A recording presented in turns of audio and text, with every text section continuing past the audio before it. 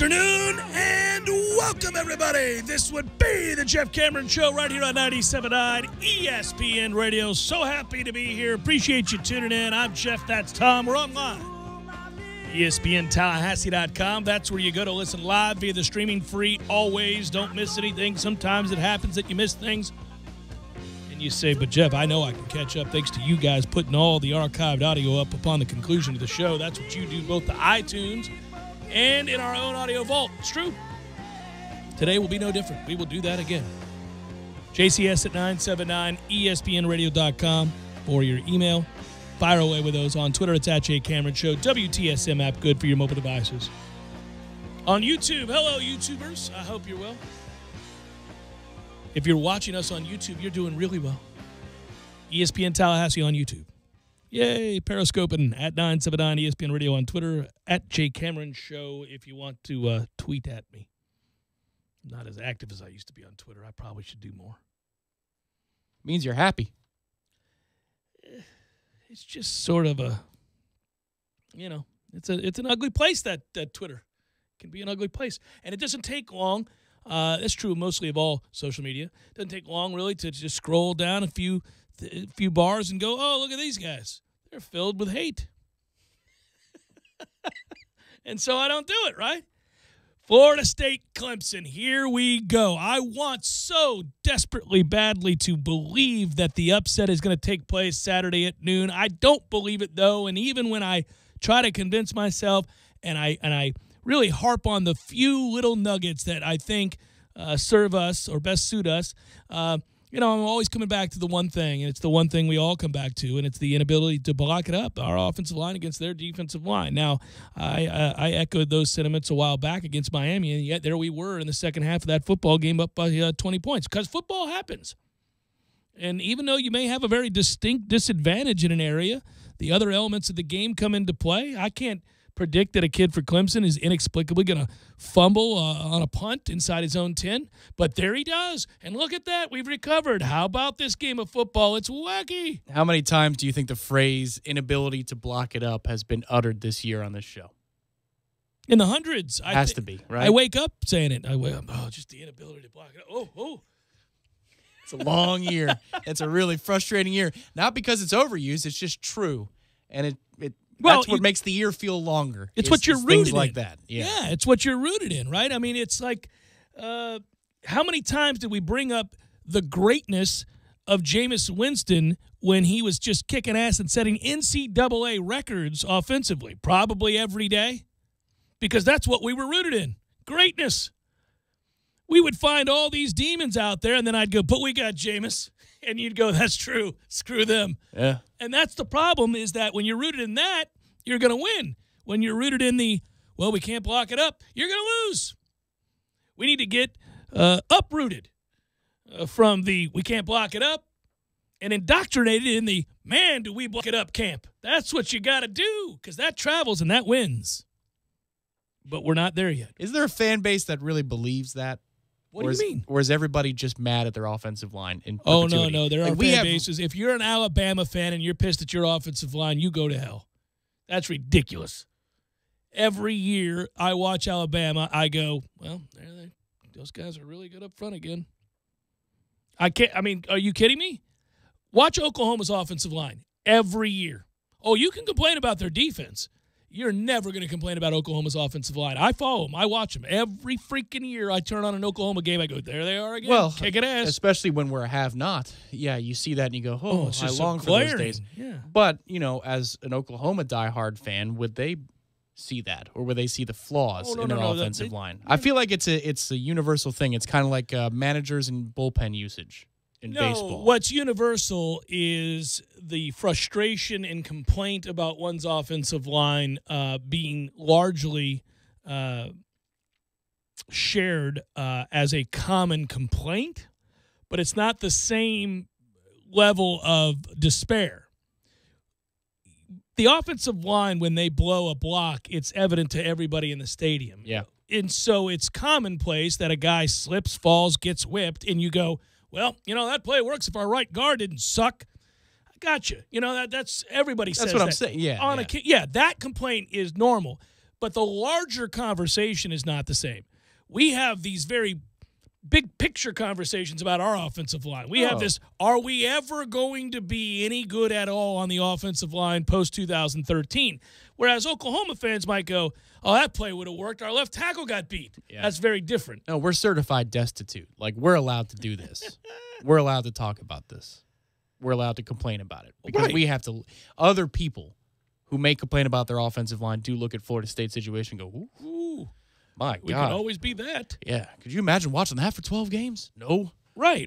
It's like for years, if you are a fan or alumnus, a supporter of a team from another Power 5 conference, Big 10, Pac-12, doesn't matter, whatever the hell it is, right? And then all of a sudden you decide, boy, there's a tasty matchup in the ACC this week, and I really want to watch that NC State versus Virginia Tech matchup. I'm going to tune into that game. I don't normally do it, but these are two top 25 teams this year. I'm going to take a look at it. And you sat down and you watched and you went, boy, the ACC's officials. This is something to behold. These guys are terrible. Is it always like this in the ACC? I'm glad we don't. If we had to watch this every weekend in the Big Ten, buddy, that's what I'm saying. In rewatching the Clemson and NC State game, how long did it take for that slide review? Oh, good God! How hard is that? It's not. And I know Flanagan is the one that has the headset on, but he has no control over that. That is the video replay booth. And the rule is quite simple in college. It's where you start your slide. Where you start your slide. And you could argue it's either at the 16 or 16.5 yard line. They spotted the ball at the 14.5 or 13.5. Yeah. So this is pretty easy. All you got to do is change the clock and we move on. That probably took, all of 3 or 4 minutes? Like real-time minutes? That's atrocious. A lot about review in general is atrocious in the National Football League and in college football. And I never thought when we were debating the topic years ago about whether or not football should have instant replay, and I'm old enough to remember when it didn't of any kind. There was none. We used to say on its face, that's a ridiculous discussion. Of course you need instant replay. It's just so obvious. I mean, what are we talking about here? It's been so mismanaged, poorly executed, and disruptive to the flow of the game of football that if tomorrow they announced they were getting rid of all replay of any kind, I don't think I'd lose sleep over it. I don't think that I would be of the mindset that I would have been many years ago, even say 5-7 years ago. If you had said that then, I'd go, what are we doing? You got to use modern technology, people. That's why it's there. It's advancements of the game. You can tell whether or not a guy caught the ball or if he was inbounds or that was a fumble or a touchdown or a made field goal or not. Come on, what are we doing? We have the tools. We got to use it. That would be the counter. Anymore, because we see on a weekly basis just the bastardization of the game and the spirit of the rules and all of these things that happen, that and the incompetence that goes along with executing replay, I'm really serious when I say if they announced tomorrow that they were getting rid of all instant replay and human error was just going to be part of the game again, I might be willing to say I'm okay with that. Well, they don't spend enough money, I don't think, on officials in the first place. Well, let alone you don't have full-time. Officials. Right. I mean, maybe something down the line, but I'm sure it would happen before the players get paid more. But I'm sure that they could get paid at all. You mean in college? More than the stipend that they've expanded, which is okay, and they finally get unlimited meals. Hooray!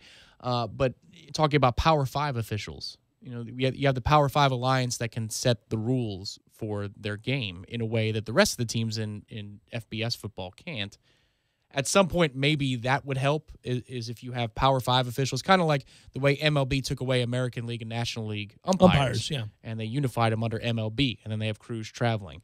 Maybe at some point you could do that, but even still, you have to employ an awful lot of people, and I think you're seeing the results of that. These are people that are paid okay, but they're not, handsomely rewarded.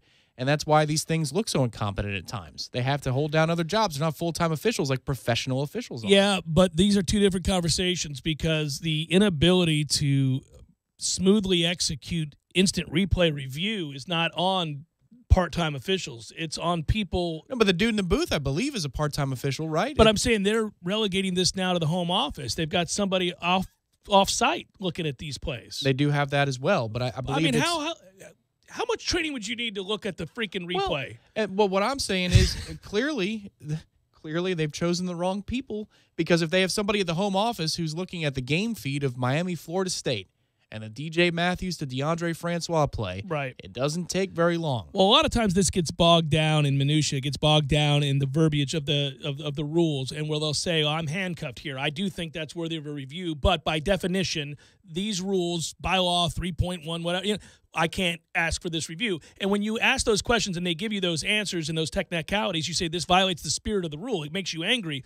What I would say is simplify it, and then lessen the amount of things that can be reviewed. I think you can get rid of a lot of things here, okay? I mean, listen, if they accidentally spot it a quarter of an inch forward or a half a yard back, we're just going to have to live with that. For a long time, we've been doing this ridiculous thing where we ask old dudes to watch a play at the speed of light from 10 yards away, come running over and spot the ball. It's arbitrary. Well, you had a play like that happen and a ruling that really should never have happened in Purdue, Ohio State, where the ball is fumbled forward going in, and Purdue's going in for a score. And it was not returned to the point of the fumble. In fact, it was spotted where it crossed the boundary line, which was 3 yards more for Purdue, and it gave them a first down. Yeah, it was a great call, Tom. I was really pleased with the call. So was I. I went first down, baby. That's the way you get it right. If that man who's getting older by the second, Urban Meyer, has to go through more stress, that makes me happier. Of course. But scumbag. It doesn't just happen here. And clearly the ACC doesn't even care about transparency either because, I mean, people tried to get an answer out of them, not just Willie Taggart, and they never made a statement at all. Well, they're not on going to that call. I'm okay with leagues, and in this case, obviously, you're talking about Power 5 conferences and different leagues, the ACC, the Big Ten, as opposed to, say, the National Football League. I'm all right with leagues in NCAA not releasing public statements of contrition. I don't need them to say, yeah, we screwed this up. They do it all the time, a lot of times, but I don't expect it. I don't know that it's healthy. It doesn't do anybody any good. They don't go back and change the result, and it just I think it further fuels the fire. Now, privately, you have to answer for your mistakes to the coaches, to the programs, to the universities, to the NCAA. I agree with that. I think that if you have an inquiry into the ACC over a call you believe was butchered, missed, somehow that crew screwed it up, yes, you should receive a call from somebody who represents the league and have them say to you, yay or nay, or here's what we're doing to fix the problem, or sorry about that, perhaps, but not publicly. I don't need them to come out and say we're incompetent. Well, you can't undo the screw up, obviously. Right. If we're talking about it in the first place, you can't undo it. But wouldn't you have more faith in the institution if they acknowledged it versus if they don't? If they acknowledge it behind the scenes, that's all I need.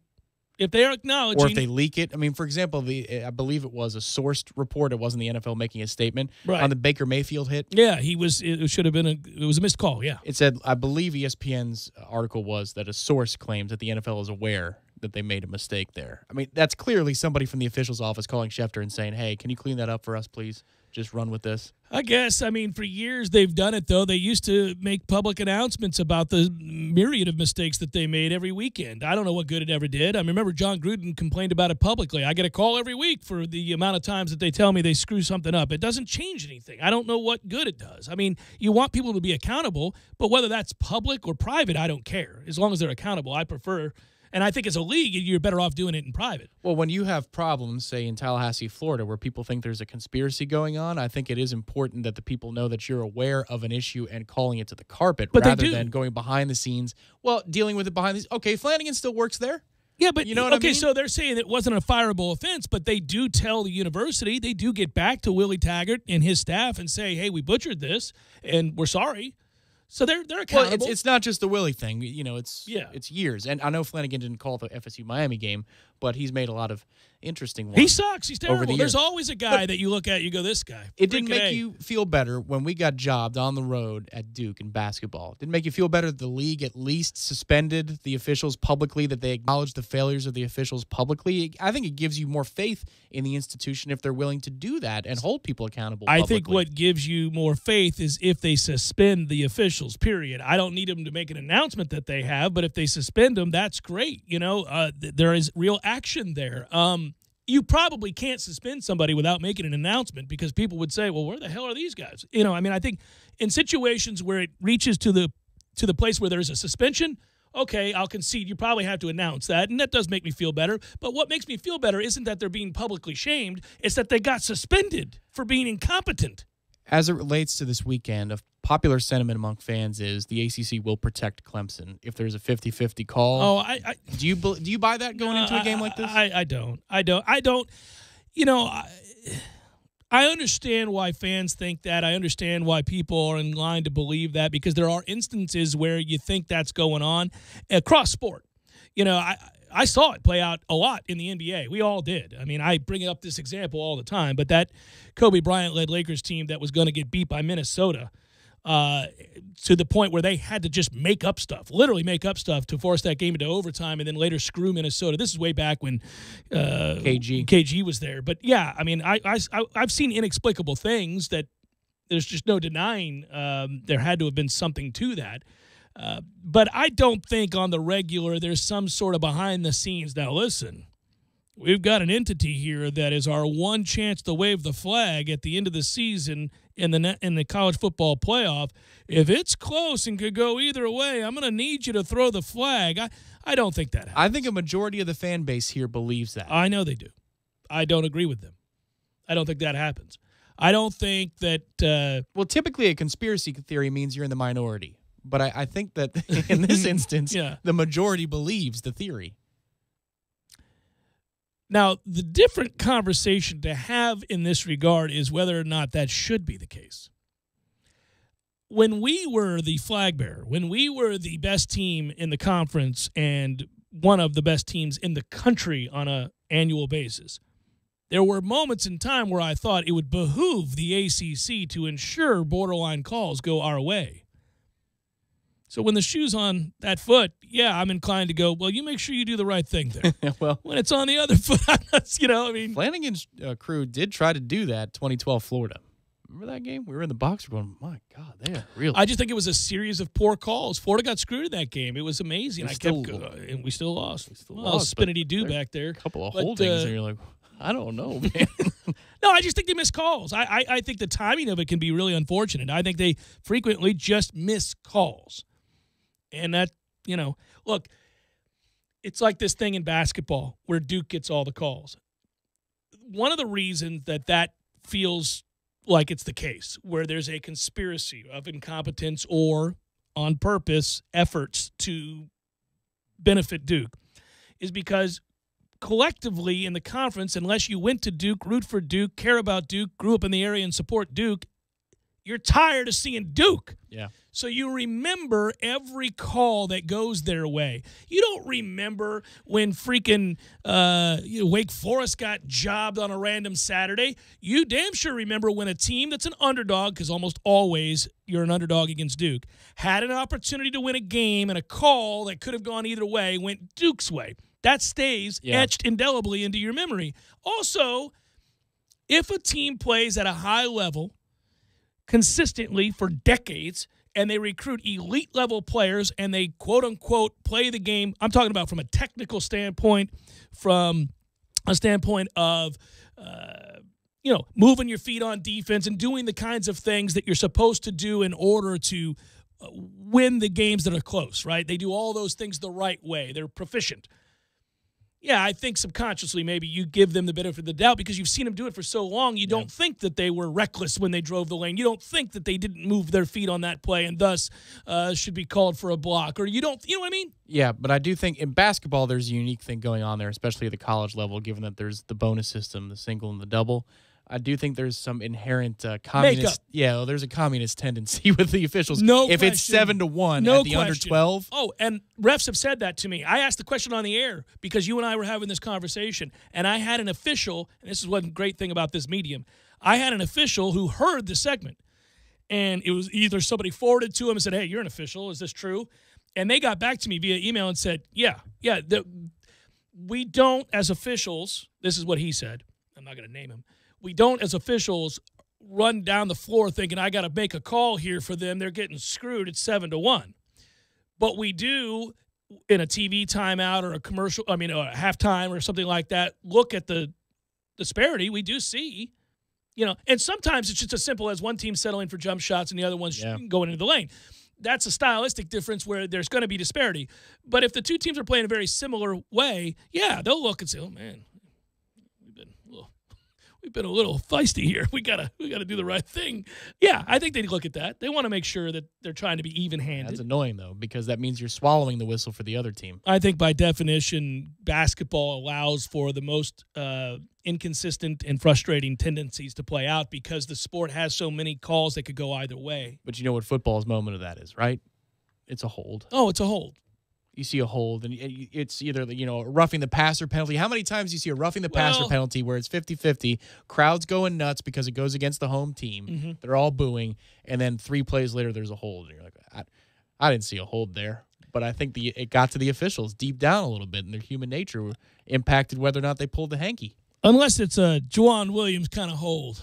Well, that is... That's like Little Giant stuff. Remember the kids running in and he gets his jersey stretched out? Oh, I was cracking up. I went, well, okay, sir. That's what we're doing here? Just pull. You know, when they call the hold, it's like the fan that stands, he goes, bull bleep. Yeah. And then they see the replay, they go, what the hell are you doing, 73? That's clearly a hold. Here are the games. Redemption Thursday. We do it for charity. It's the right thing. Get your non-perishable food items ready to roll. Georgia Tech plus 3.5 at Virginia Tech. Give me the Yellow Jackets. Boston College plus 3.5 against Miami. I'm doing it. BC. We got Louisville minus 2.5 against Wake. Arkansas plus 1.5 against Vandy. I'm all over Woo Pig Suey these days. FSU plus 17.5 against Clemson. I'll take that 17.5. If you can get it out there, you should too. Anything less than that, don't take. Pitt plus 2.5 against Duke. I just like Pitt to win the game.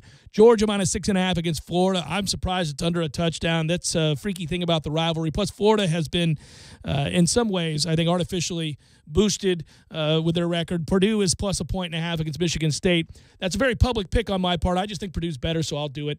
And in the NFL, I got the Dolphins tonight plus 7.5 against Houston, and Detroit, who's playing really good football lately, minus 3 against Seattle. I'll take Detroit to win the game. They got a running game, Tom Lang. Look out. Yeah, I know. Carry on Johnson. Who knew? Doing some things. Jeff Cameron Show, 97.9 ESPN Radio.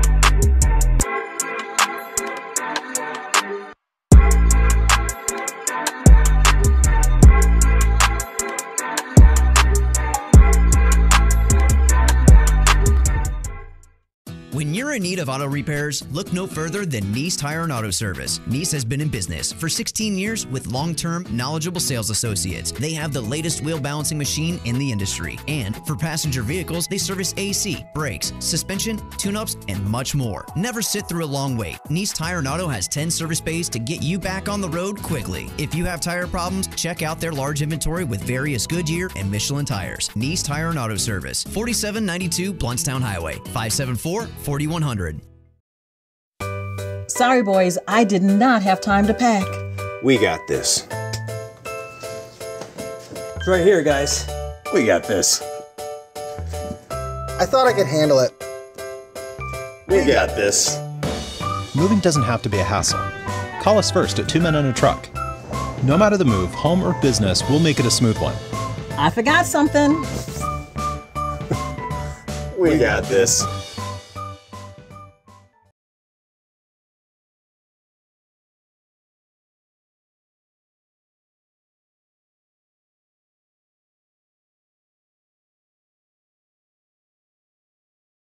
And the only place to go for FSU apparel and merchandise is Garnet and Gold. Locally owned and operated by Seminoles for Seminoles for nearly 40 years. Garnet and Gold has the best selection of FSU merchandise in town, but what we really sell is tradition and passion to serve you, the true Seminole fans, at all 3 of our locations, West Pensacola Street, Killarn, and our flagship store across from Regal Cinema. Online at garnetandgold.com. Shop local and go Noles. FSU fans know where to get the best barbecue, Willie Jewell's Old School Barbecue, 5442 Thomasville Road. Old School Barbecue, cooked low and slow. Find out for yourself what all the buzz is about. And when it comes to tailgating, Willie Jewell's does it best. Get the barbecue tailgate special, pork, brisket, chicken, ribs, turkey, and wings with all the fixins. Ready to make your tailgate the place to pregame. The football team has new blood, but when it comes to barbecue, it's old school. Willie Jewell's Old School Barbecue, 5442 Thomasville Road. Go Noles. With football season in full swing, don't forget about fishing our local waterways after the games. Fish are still biting regardless of the score. Sea Quarters Marina, Carabel, Florida. Open 7 days a week from 7 a.m. to 7 p.m. The marina has a ship store, which includes fuel, bait, tackle, ice, and all of your fishing supplies for the trip. Both diesel and non-ethanol fuel is available. Free Wi-Fi and pump out with boat slip rental. Sea Quarters Marina, 501 St. James Avenue, Carabel, Florida, 697-8400. Visit them online at seaquartersmarina.com. Have you ever noticed when you report an accident or a claim to an insurance company, they are very eager to get you to one of their approved body shops. They say that they guarantee the shops work, but what they're really saying is the shop works for them, not the customer. So choose a shop that is working for and looking out for you, someone you trust. It's your choice. Lisa's Paint and Body. License number MP46050.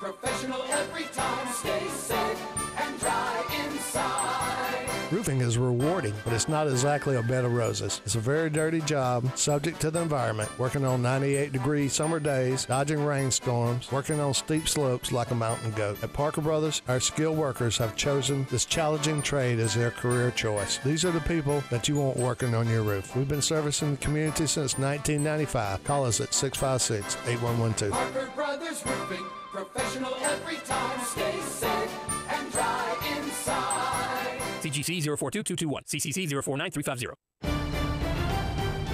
Ian Eagle here from Thursday Night Football on Westwood One. Rod Woodson and I will have the call as the Houston Texans look to extend their winning streak to 5 straight when they take on the Miami Dolphins. The Texans sit atop the AFC South, while Miami is just a game back of the Patriots in the East. Join us and hear the NFL all season from Westwood One.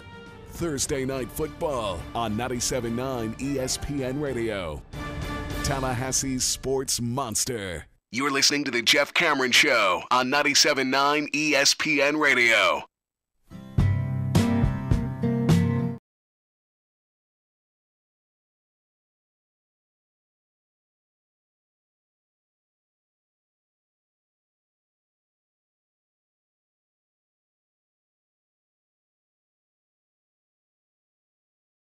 At night and feel inspired to assign me up to the front line. We'll give the order, you'll storm the border without me.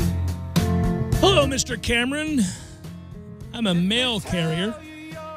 I listen to your show every day on my, is it route or route? Do mail carriers, I care how mail carriers say it, because I often, it's interchangeable. But I think it's Route. Route 66? Yeah, Route 66 is the thing. Yeah. I think it's the route. I think it's your mail route. But it's Route 66. So I think it's interchangeable. I know my dad would say route for sure, but he also says draw for drawer. What? It's a New York That's not thing. even the same damn word. No, I know. I know. That's the New York thing. That's funny. It's in the drawer. The drawer? That's good. Anyhow, I'm a mail carrier, and I listen to your show every day on my route. Love the show. I live in Hokie country in southwest Virginia, about 30 minutes from Virginia Tech. Right there by Blacksburg. I've been there, buddy. I've been an FSU fan since I was about 6 in the early 90s. Clemson's had a letdown game the past few years, whether it be against Pitt, NC State, Syracuse, you name it. I think this year it's FSU. Florida State 27, Clemson 20, and that was from Udale. Thank you, Udale. Thank you for listening. Thank you for getting the fine folks there in Virginia their mail, Southwest Virginia to be specific. And I'm happy that we can provide some form of entertainment. I also would tell you that I hope, like hell, you're correct. Come on, you Dale. Let's hope your prediction is right. I like it.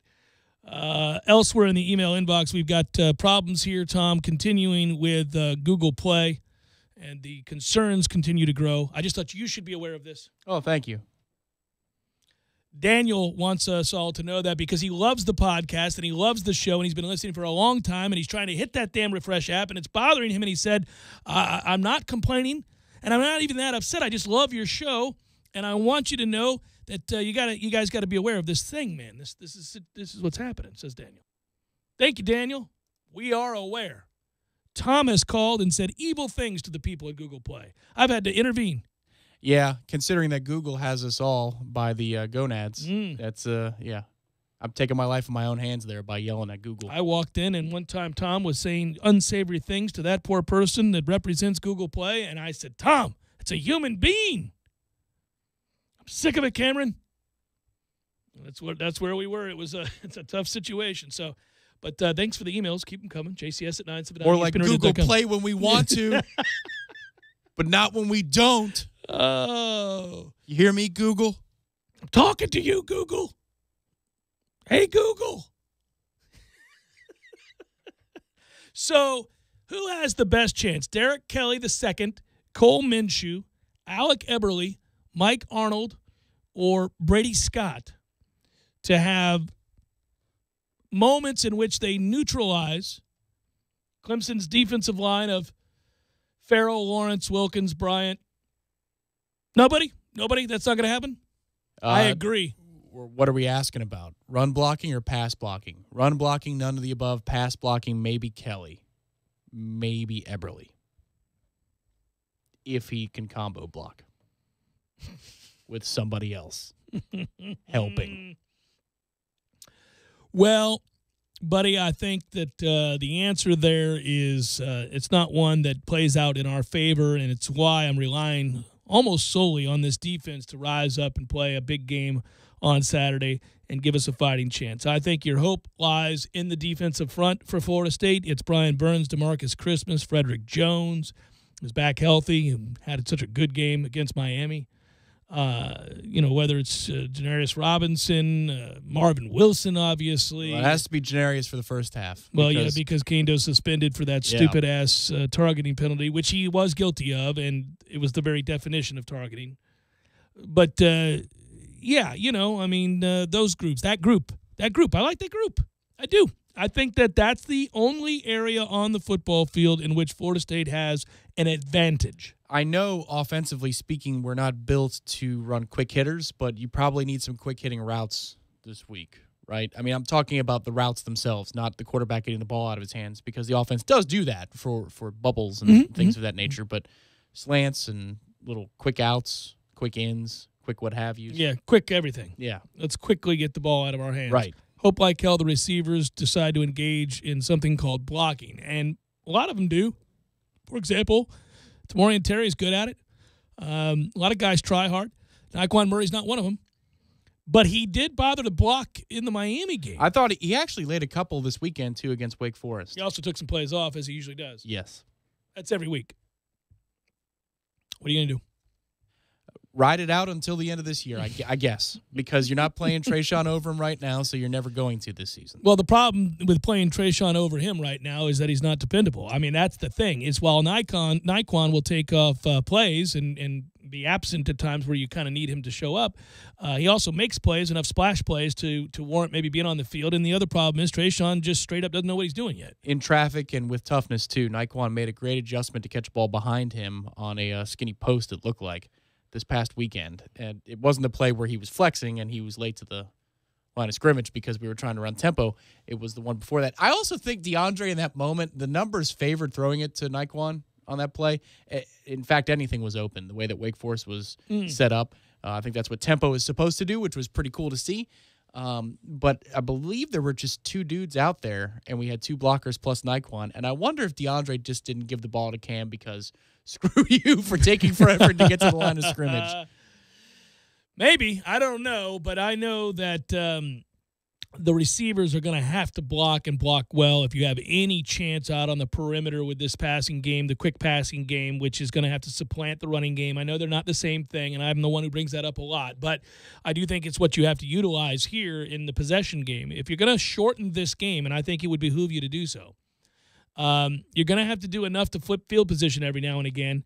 I don't know that you can do it. You certainly can't do it and line up traditionally and try to run your offense in the run game. I don't think that's going to happen. I'm also saying you can't forsake the run game. You'll get somebody killed. Yeah. But I think you got to start with the quick passing game and then hope like hell that begins to open up the run game. Well, some misdirection stuff, too. Oh, of course. That screens, all that good stuff. Yeah. I mean, we had the tunnel screen's been good to us in this era. If Andy Reid can call 15 screen passes a game, we can. Yeah. I'm a screen pass loving Jesse. Mm-hmm. I love a good screen play. And there's a variety of screens that you can run. And I would do it. Fullback, middle screen, tunnel screen. I got screens out the wazoo. Yeah, the middle screen was what worked on the 3rd and long, right? Yeah, love the middle screen. Right, and that's what it's killed a staple. us. It goes way back. For the second turnover. Oh, McKitty killed us on that. But the tunnel against Louisville worked. I think we also ran a tunnel against Miami that worked at one point. I'm in on screens, baby.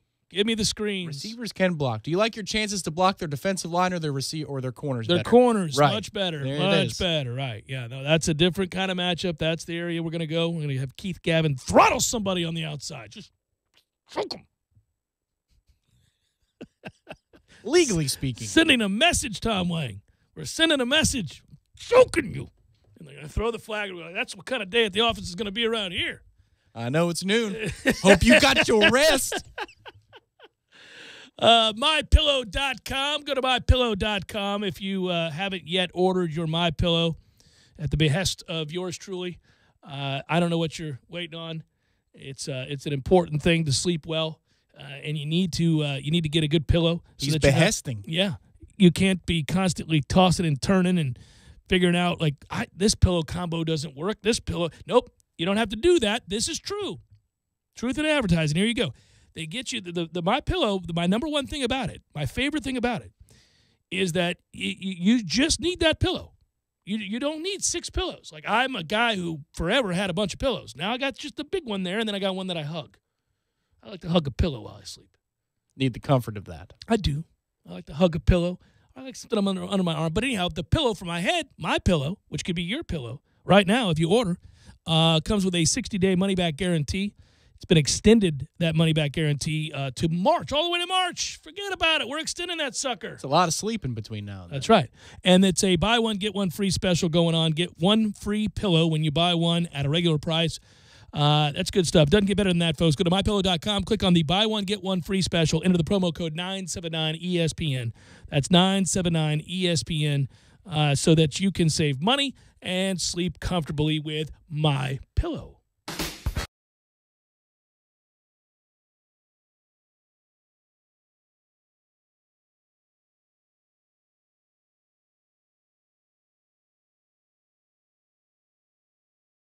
Go to South Bend Experience to the next level. Seminole Takeover parties on Friday, a VIP experience on game day, and rides to and from South Bend with premium bus service. GameDayExcursions.com. Use code JCS at checkout for $10 off each ticket. Sport Clips Haircuts Help a Hero program funds scholarships for United States veterans who are pursuing a college degree or vocational certification. Check in online and visit your nearest Sport Clips to learn more and donate from October 15th through November 11th. Makita cordless specials are heating up at Cornerstone Tool & Fastener in October. Buy a Makita brushless premium 5 amp hour kit with 2 batteries and get a 6 amp hour battery free. Plus, get your choice of the following: brushless recip saw, circular saw, half-inch impact drill, or a Bluetooth radio. Get rid of the gas with the Makita outdoor power equipment. Buy a brushless chainsaw or blower kit and receive 4 5 amp hour batteries and a dual bay chamber. Cornerstone Tool & Fastener with 2 locations to choose from: 1110 Stuckey Ave and 3269 Crawfordville Highway. Tallahassee location open on Saturdays 8 until noon.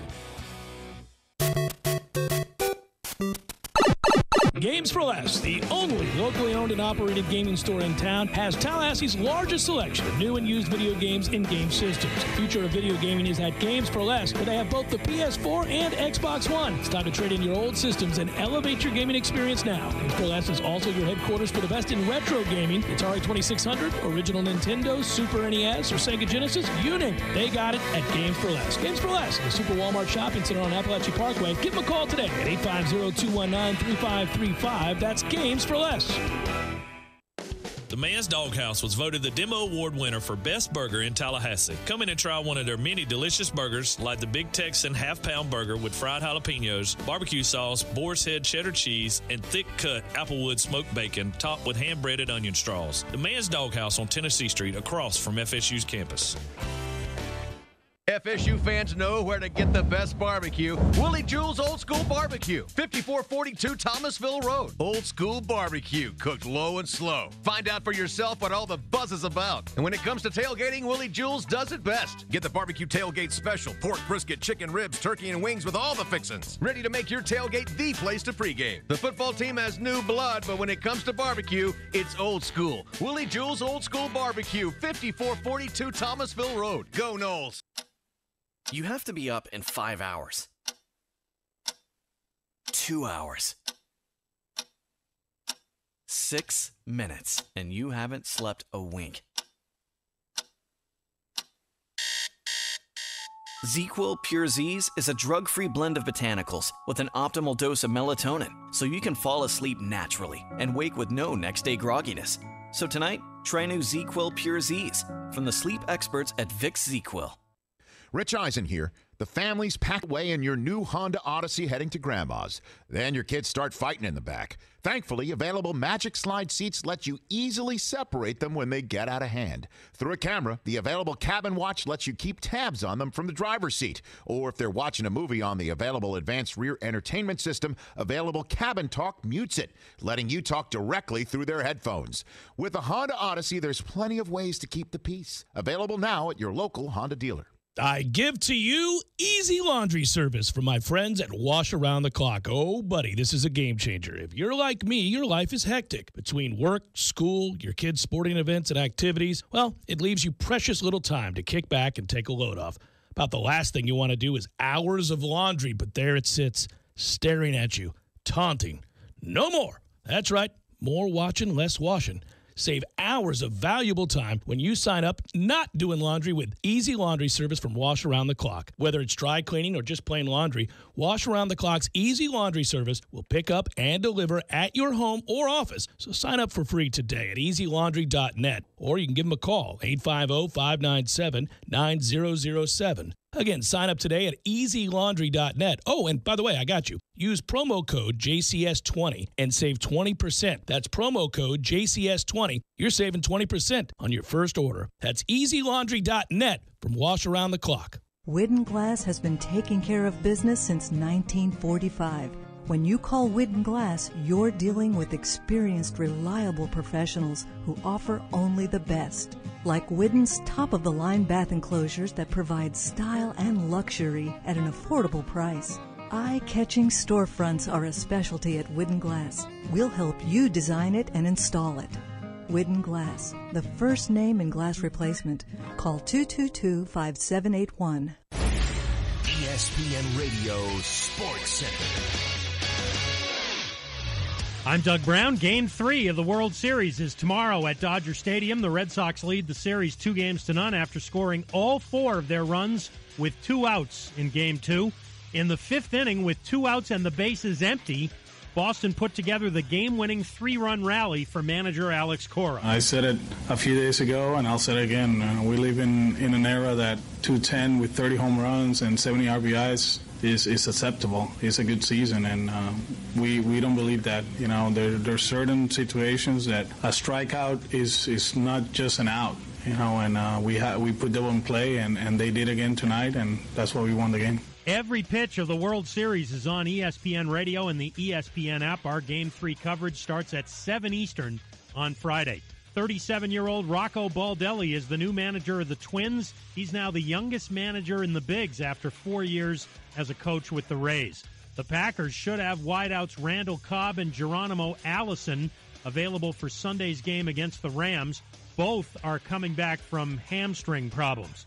ESPN's Dan Murphy reports Michigan State gets a $10,000 fine from the Big Ten for a pregame altercation with Michigan last Saturday. Both coaches are also reprimanded, Jim Harbaugh and Mark D'Antonio. If you want to watch the $9 million winner-take-all match between Tiger Woods and Phil Mickelson, the pay-per-view will cost you $19.99. Fans will not be allowed on the golf course for that match, which will be held November 23rd, the day after Thanksgiving. Steph Curry now 5th on the all-time NBA three-pointers list. He had 11 threes, scoring 51 points in a win last night against the Wizards. Broadcasting live from the AmeriGas Propane Studios in the capital city of Tallahassee, this is the Jeff Cameron Show, brought to you by Cornerstone Tool and Fastener on 97.9 ESPN Radio.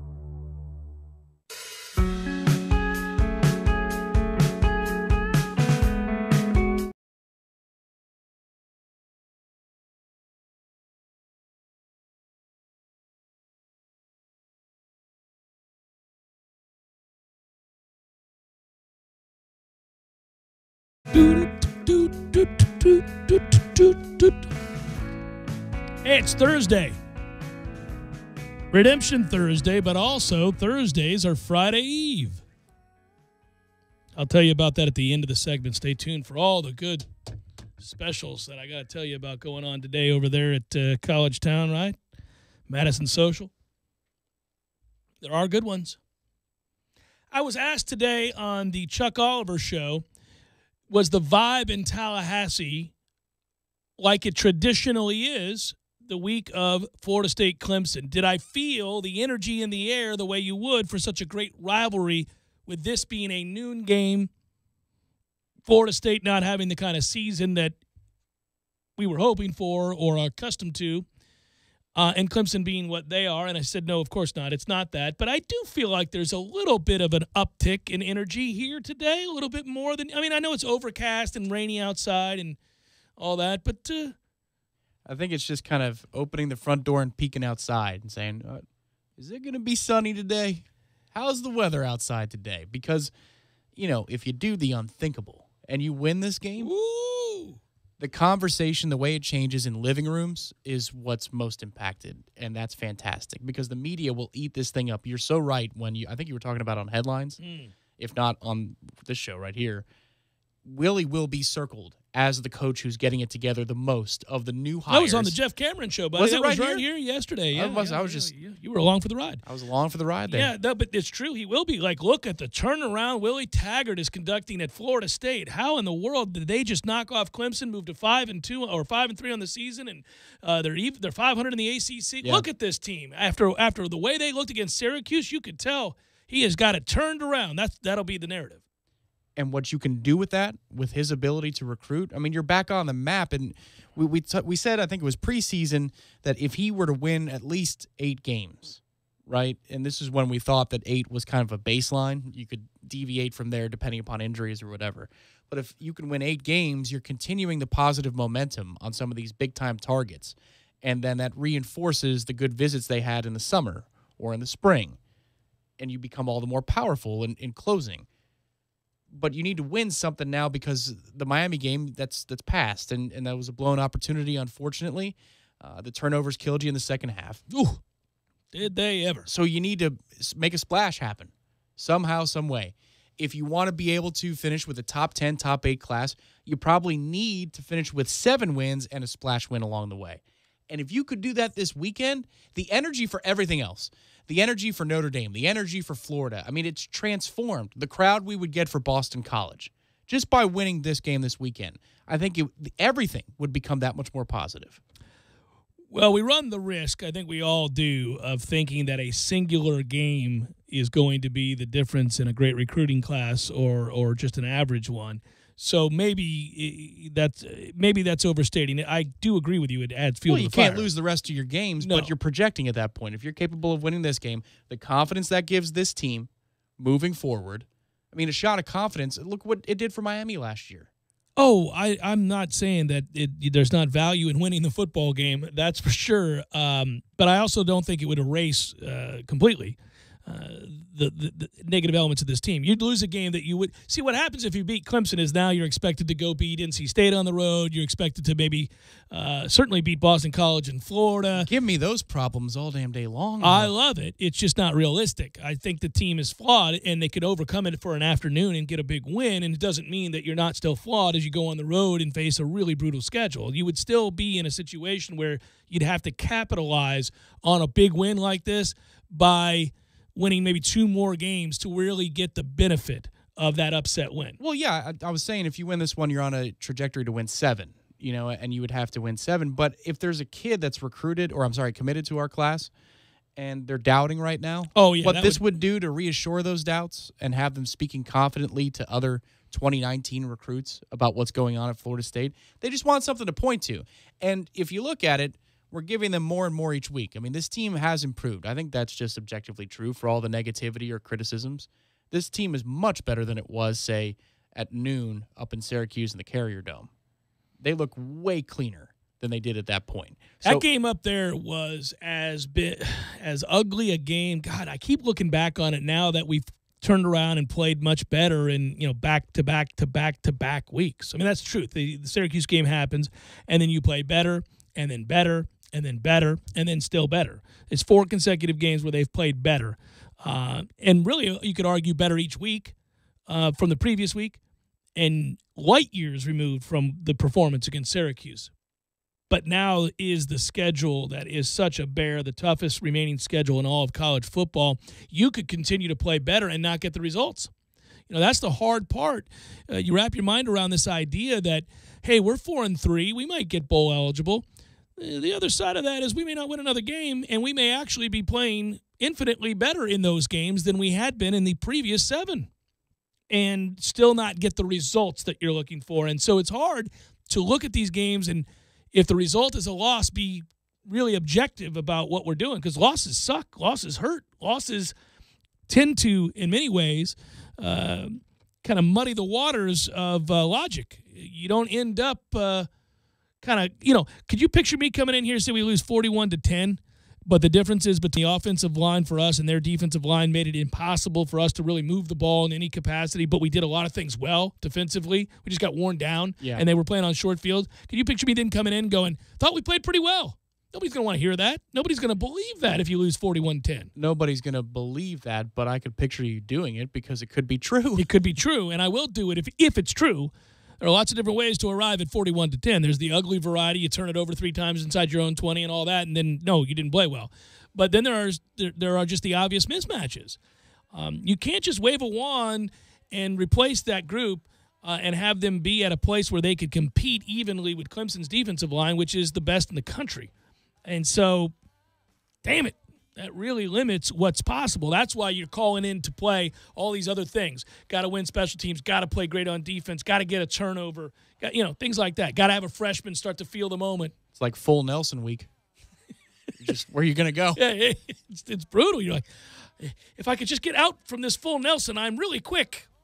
But I can't get out from this guy's full Nelson.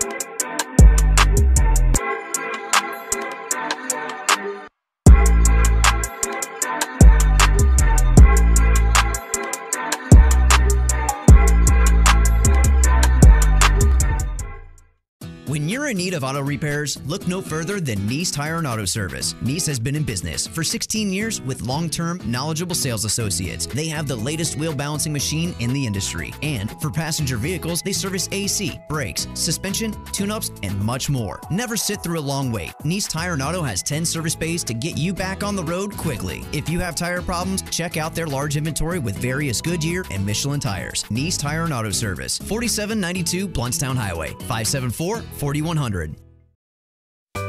Sorry, boys, I did not have time to pack. We got this.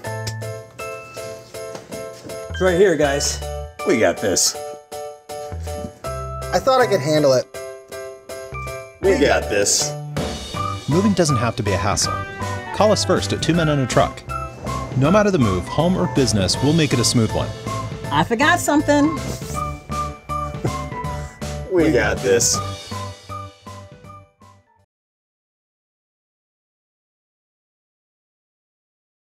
Parker Brothers Roofing, professional every time. Stay safe and dry inside. Roofing is rewarding, but it's not exactly a bed of roses. It's a very dirty job, subject to the environment, working on 98-degree summer days, dodging rainstorms, working on steep slopes like a mountain goat. At Parker Brothers, our skilled workers have chosen this challenging trade as their career choice. These are the people that you want working on your roof. We've been servicing the community since 1995. Call us at 656-8112. Parker Brothers Roofing, professional every time. Stay safe and dry inside. CGC 042221. CCC 049350. Have you ever noticed when you report an accident or a claim to an insurance company, they are very eager to get you to one of their approved body shops. They say that they guarantee the shop's work, but what they're really saying is the shop works for them, not the customer. So choose a shop that is working for and looking out for you, someone you trust. It's your choice. Lisa's Paint and Body. License number MP46050. With football season in full swing, don't forget about fishing our local waterways after the games. Fish are still biting regardless of the score. Sea Quarters Marina, Carabel, Florida. Open 7 days a week from 7 a.m. to 7 p.m. The marina has a ship store, which includes fuel, bait, tackle, ice, and all of your fishing supplies for the trip. Both diesel and non-ethanol fuel is available. Free Wi-Fi and pump out with boat slip rental. Sea Quarters Marina, 501 St. James Avenue, Carabel, Florida, 697-8400. Visit them online at seaquartersmarina.com. Yo, this is your cup holder talking. You know me, the little round thing between your car seats. Now, listen, we need to talk. Now, I normally have a nice cold bottle of Mountain Dew in me, but at the moment, I'm empty. That's right, no Mountain Dew. Nothing in here but a couple of quarters and a dime. A fully capable cup holder like me just carrying your loose change, it's embarrassing. Look, I'm not made for loose change. I'm round like a bottle of Mountain Dew. Glistening, cold, and delicious. I'm made to keep Mountain Dew within reach at all times, so you're never far from that incredible bold citrus kick whenever you need it. Just inches from your hand. So find a store already, grab some Dew, toss it back, then place that bottle where it belongs, and put that loose change back in your pocket. Mountain Dew. Do the Dew. Save on unlimited rides and admission to the 2018 North Florida Fair, November 8th through 18th. $15 Super Saver Pass, good for Thursday, November 8th or Tuesday, November 13th. $25 VIP Pass, good for any day. On sale now at RCD Shell Stations or NorthFloridaFair.com. There's a price war in the insurance business, and you may be paying too much. Call the Term Lifeline right now and see if you can save 40%. $500,000 plans and up, that's our specialty. Even great smokers' rates. Protect your family today. Call the Term Lifeline right now for a free quote. 866-519-TERM. 866-519-TERM. 866-519-TERM. Driving every day from the AmeriGas studios in the capital city of Tallahassee. This is 97.9 ESPN Radio. WTSM, Woodville, Thomasville, Tallahassee. ESPN Radio Sports Center. I'm Doug Brown. Game 3 of the World Series is tomorrow at Dodger Stadium. The Red Sox lead the series 2-0 after scoring all 4 of their runs with 2 outs in Game 2.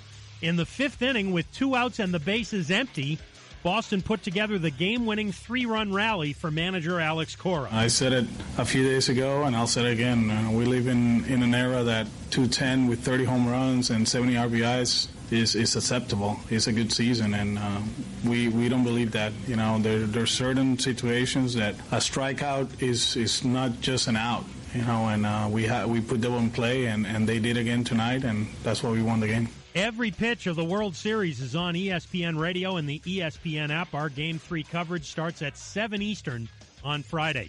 37-year-old Rocco Baldelli is the new manager of the Twins. He's now the youngest manager in the Bigs after 4 years as a coach with the Rays. The Packers should have wideouts Randall Cobb and Geronimo Allison available for Sunday's game against the Rams. Both are coming back from hamstring problems. ESPN's Dan Murphy reports Michigan State gets a $10,000 fine from the Big Ten for a pregame altercation with Michigan last Saturday. Both coaches are also reprimanded, Jim Harbaugh and Mark D'Antonio. If you want to watch the $9 million winner-take-all match between Tiger Woods and Phil Mickelson, the pay-per-view will cost you $19.99. Fans will not be allowed on the golf course for that match, which will be held November 23rd, the day after Thanksgiving. Steph Curry now 5th on the all-time NBA three-pointers list. He had 11 threes, scoring 51 points in a win last night against the Wizards. Broadcasting live from the AmeriGas Propane Studios in the capital city of Tallahassee, this is the Jeff Cameron Show, brought to you by Cornerstone Tool and Fastener on 97.9 ESPN Radio.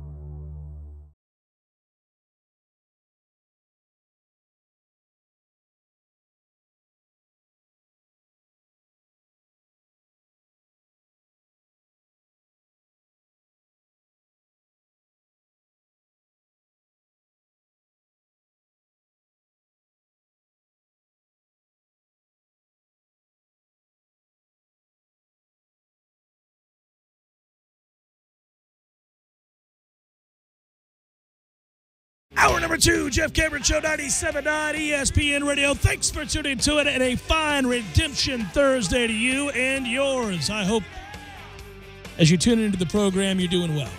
If you're not, hang in there. At least you got me. We're on YouTube, ESPN Tallahassee. Hello, YouTubers. On Twitter, it's at J Cameron Show, the WTSM app, good for mobile devices. You want to email the program? You can. JCS at 979ESPNradio.com. Also, did I mention the WTSM app is free for mobile devices? Use it. It's a good thing. I think I'm going to go ahead and embark today on this Redemption Thursday with my office pool picks for the illegal gambling ring that I'm in, and take the Miami Dolphins plus 7.5. You don't like the pick, but I don't know why you're bullish on Houston, sorry ass. They're not any good. No, that was kind of a neutral. Oh, I'm sorry. I misread the side. Yeah, sorry. The hook is a big, big factor here. I mean, there's just so much sloppiness, though, that happens on Monday or Thursday night football games, yeah. that you could have 2 or 3 turnovers that you would never see after a week worth of rest. The only thing worse is watching a game from London where Jacksonville gets shipped off every year. They're always like, it's Jacksonville. Do with them what you will. Send them to Toronto. Send them to Guatemala. Send them over to London. Good times. Here you go. Who should we send? Who should we send to the Outback? Oh, just send Jacksonville. They're in no position to complain. Live from Cairo. It's awesome. The Jags, the Colts. I love it. It's the way that they treat, the MAC, or for a long time, the way they treated USF. Coming soon to a TV near you, Wednesday afternoon football with USF. Neutral site, Florida State, South Florida. What's the line and who's favored? Great question. Oh, wow. I don't have the same respect for South Florida and their record as perhaps the odds makers would. For example, though, Houston is a 7.5-point favorite against South Florida this weekend. Yeah, I know. And you'd think that I would jump all over that given that I just took Navy to hang in there against Houston, and they did. They ended up missing the number by a point. And I think that number was 13. So, and Navy's not any good. Got that wrong earlier in the week. It's not Notre Dame in a home game. They're playing in San Diego. San Diego, right. It's a road game for both teams. Big naval presence out there, though. I mean, I get it. Yeah. I mean, that's golly, you just asked a very intriguing question because I don't know that I had given it much thought. USF has pulled a Houdini a couple times this year in some games where you think they don't look very good. Tulsa was unbelievable. Well, they barely got by Illinois' sorry ass, and that game was down in Tampa. It was like 19-7. 25-19 was the final. Yeah, it was 19-7 Illinois in the second half. Yeah, listen, here's my deal with South Florida. They had the big special teams play against Georgia Tech. That was when I was down in Bradenton, went down there for a funeral, and ended up having a couple drinks and watching that game a little bit after the to get together, and it was on there where I was, and I thought, well, it's a good thing for special teams because they gave up a ton of points to Georgia Tech. Then next week they beat Illinois 25-19. They barely got by East Carolina by 7. The 25-24 miracle comeback against Tulsa. They gave up 42 points to UMass. The hell are we doing around here? So neutral field, Florida State 2.5. Yeah, Florida State's favored, I think. Okay. I do. My numbers. I don't know what but now listen, because South Florida's undefeated, I don't know what Vegas would do with that. That's interesting. Florida State UCF neutral field. That's not a good matchup. UCF 6.5. UCF 8. UCF by 9. Okay. 9.5. That's a good number. Okay. Well, we're doing the state thing. UCF versus Miami. Neutral field. Neutral field, well, as it stands now, right? So Rozier's the quarterback. Ooh. UCF probably 11 and a half. Oh, no. 11? Miami's defensive line's good enough to keep them in that game. It's Rozier, man. Malik sucks. That is an interesting situation they got going down at Miami. I love it because it speaks to controversy and turmoil in the locker room, but all right, maybe that's a little strong. Maybe more than a touchdown then. So maybe 8. Yeah, 8.5. It's fascinating. I could see Houston knocking South Florida from the ranks of the undefeated here, certainly this weekend. And I also could see South Florida losing to Cincinnati. I could see South Florida losing. Technically, I could see them losing to Tulane. I certainly, at the end of the year, could see them losing to UCF, whom they do play. Ooh, let's get it on. It's the new war on I-4. It's the red-headed stepchildren. They are angry, I assure you. Always something to prove. Yeah. No, give me the Dolphins tonight in 7.5. By the way, speaking of which, Redemption Thursday wagers, Detroit -3 versus Seattle in the NFL. Those are my 2 NFL picks. College, we got Georgia Tech getting 3.5. It's all about the hook. I don't think Virginia Tech's very good, so give me the hook. Boston College plus 3.5 against Miami. You just don't underestimate the dangers of Chestnut Hill on a Friday night. No, sir. We know all about it. Ask Jimbo. The horrors of going to Chestnut Hill and dealing with 38-3 for that ass. Louisville -2.5 against Wake.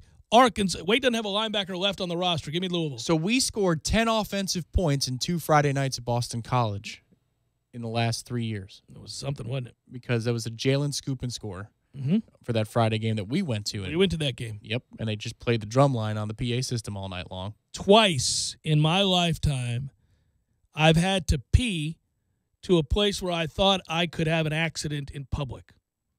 Both times were in Boston, going to a Boston College game, getting on that stupid train that's going 46 stops from Boston over to where that stadium is in Chestnut Hill. It takes forever to get out there. And if you're imbibing, if you're doing anything in anticipation of a big football game, maybe you go out to eat before the game, you have a few beers with your buddies like I did you and Alicia, and there we are. We get on that thing, and, man, you're done for. There's not a bathroom anywhere. So I warn you, if you go to Boston, if you go to B.C. to a game at Chestnut Hill, you get all the peeing done that you got to get done because it is unbelievable. I was in tears. I had to pee so bad. We got off the train. You darted for the Dunkin' Donuts. I did because there's one everywhere, which is a good part about And Boston. you ran inside. He said, buy something just so we're customers. Yeah. No, because it's the right thing to do, I mean, and usually they'll just let you. Yeah.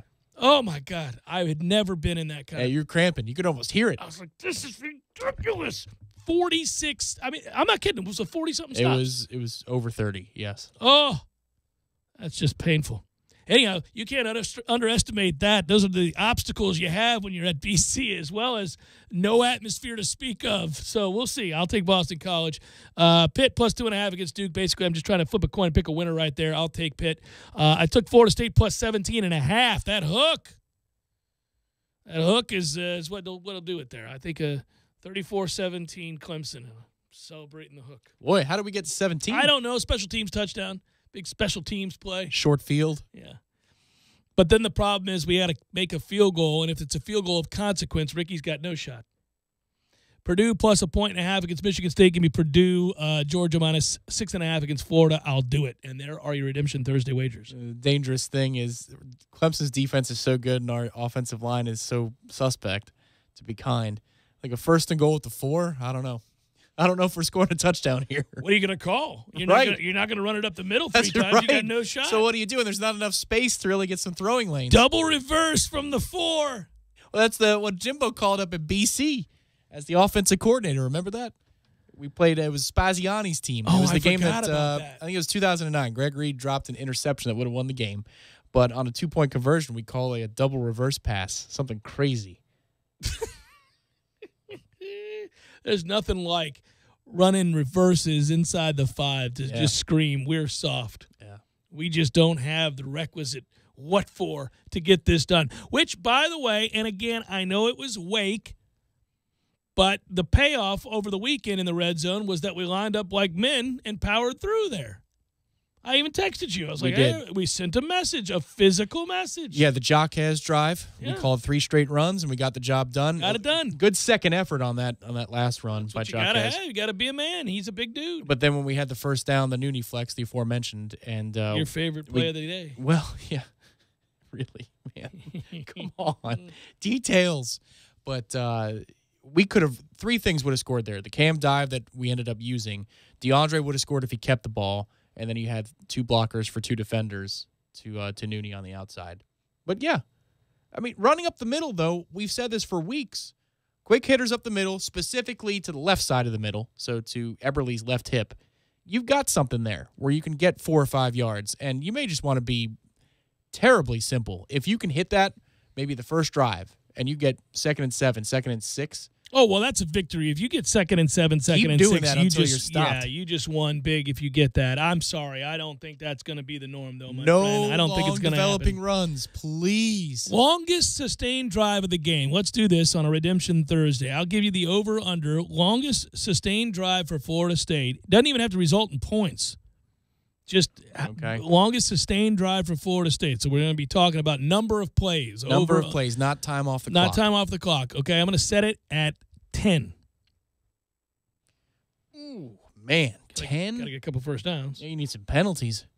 You need like a defensive hold or something. You're going to say under 10. Okay, but what if I set it at 8.5? It's a pretty good number. I think that's a good number. I think 8 is the number, so under. If you're going to score quick. You can get chunk plays off of this team. Well, and it's also how we score. We don't really score on sustained drives. We don't. I mean, it happens very rarely. So your best bet on the over is your first drive of the game, right? The on schedule thing.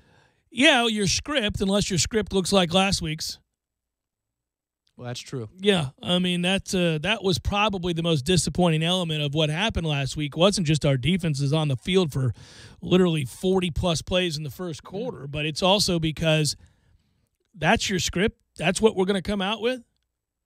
2 very quick 3-and-outs, just ineptitude. I mean, that'll hurt your feelings there. Now, they were not on the same page, and you had some real issues between receiver and quarterback, so much so that they were speaking to each other about that situation.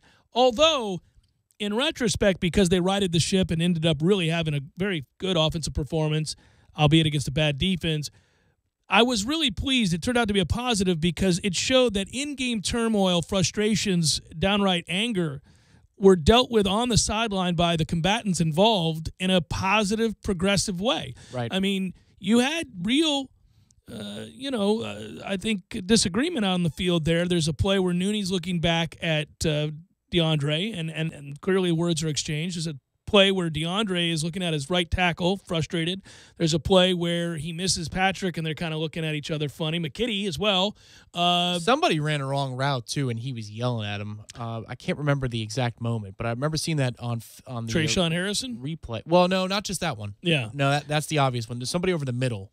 there was something wrong with it, and he was yelling at him, and he was showing him what you should do. Yeah, no, there's no doubt there was acrimony, and here's the good thing. That got worked out in a positive way, that they go on loving on each other second quarter through the fourth, and they're moving the ball consistently, they're making plays, they get on track, they get on the same page, and if there's a real fracture between quarterback and offensive line and quarterback and wide receiver, if these are the things that trouble the locker room or the practice fields, you don't overcome that. So clearly they're together, they're bought in, and the culture is changing in a positive way. Well, there was something, too. Now, DeAndre will always celebrate if he scores a rushing touchdown because he's the guy who carries the ball, and it's always kind of wacky. But when bad things and good things happened this past weekend, he was really a lightning rod. It was something that it was much closer to the way you see James Blackman and his personality on the field. You know, when good things happen in the passing game, you might see DeAndre point up to the sky, go up and celebrate with a teammate or something along those lines, but not absolutely go bonkers and look to the sidelines and get people pumped up and juiced up. I think he's coming out of his shell, which is really important because one of the reasons I thought James Blackman might be a better pick for this offense to be the leader of this team is we have a chip on our shoulder. We're coming from a coaching staff that failed us, and it is kind of an us against the world mentality. I thought DeAndre was much more that type of player this past weekend, and you're going to need emotion and inspiration to get by in a season like this against an opponent like this. Oh, you certainly got to be steady and trustworthy and be somebody that whose character cannot be impugned. Yeah, you got to have all those things. But there were times that he'd look aloof. You know, he's out there to do his job, and you go do your job. But he is very engaged, and he engages guys. It's not what we saw earlier in the season that I liked a lot was that he was directing traffic. Did we get tempo as fast as we wanted? No. But if we were trying to run tempo, did he know where everybody was supposed to be? Yes. And when he dressed them down, if they weren't in the right place, yes. But beyond that, he was still kind of the lead by example type. But he looks like he is more engaged play for play than he ever has been here. I do believe that DeAndre is a really unique talking point. I mean, he's just such a lightning rod, as you alluded to, in the sense that I think he's a good player, but he does enough dumb things to infuriate you. He doesn't always execute the offense the way it's supposed to be run, and then on the next play, he'll thread a ball or make a decision that reveals toughness, or he'll hit the deep ball, and it's perfectly in stride. That throw that's called back is as good a throw as you'll see in football, let alone college football. My God. Yeah, that throw and catch to Terry is unbelievable. It gets called back for an obvious hold, but it's an amazing play, and it's an amazing throw. It's 66 yards. Yeah, it's incredible. No, he's really polarizing, and I don't mean that in a controversial way because he's not doing things that are, criminal. We're talking about he's polarizing as a teammate, as a talent, and as a personality because he's difficult. He doesn't, and I like that about him, by the way. He doesn't kowtow. He's not an ass kisser. He's out there. He believes in himself, and he believes that he's the guy for the job, and he's not going to tap dance for anybody. I like that about him. On the other hand, I don't like when he's screaming down linemen after getting hit. Hey, it's football, man. You get hit sometimes. And by the way, when you don't climb the pocket, that's on you, not them. So there are things, and he misses wide open guys occasionally, especially intermediate. But he's awfully tough. There's no getting around that. And when he's good, he's real good. So he's just an interesting cat. I mean, I think we'll be talking about him after he's gone. And yeah, what was he? Yeah. What would he have been in 2010? What would he have been in 2012? Yeah. And under Jimbo, obviously the scheme is different, but throw for throw, when he's on a roll, he's a streaky thrower, but when he gets right, he's the velocity plus the placement and the hand talent that he does show at times. It's more times you go wow because of velocity than the hand talent. It's not the hand talent. It's usually the velocity, yeah. But, I mean, I can think of 5 examples where hand talent comes in play this year, and you go, Jesus, he has that too? He's getting better. I wish he were bigger. He could be in the pros if he were bigger. I mean, somebody will take a chance on him later as an undrafted free agent. I know that the announcers will have you believe he's going in the first round. That's crack smoking. He's going nowhere near the first round. But he's he's a talented enough kid that he'll get a look somewhere. If he could read the option, this actually, you would really mitigate this offensive line being an issue. And that's the other frustrating thing is the offensive line leaves something to be desired this year, like a lot to be desired. But the scheme, you can see it. If the quarterback can run it, you can mask a lot of the problems. Like that theory in the preseason is 100% true. That's true. Madison Social tonight. If you're rolling on over to the college town, do it. Do it. Parking is solved. It's free parking, no hassle, great food and service. Madison Social offering up what they call the social agreement. You and a buddy can split one order of wings, 2 Madso burgers, 2 bourbons, and 2 proof ales, all for just $40. That is a really good deal there. Meanwhile, while you're there, if you want to look around and see the other stuff that they have to offer, good food abounds. Centrale offering 50% off select pizzas all day, every Thursday. Today's Thursday. Celebrate Township for Taco Thursday. Tacos never suck. All tacos are wonderful things. Yay, tacos. Especially $2 tacos on Thursdays from Township. So there you go. That's what you do. Jeff Cameron Show, 97.9 ESPN Radio.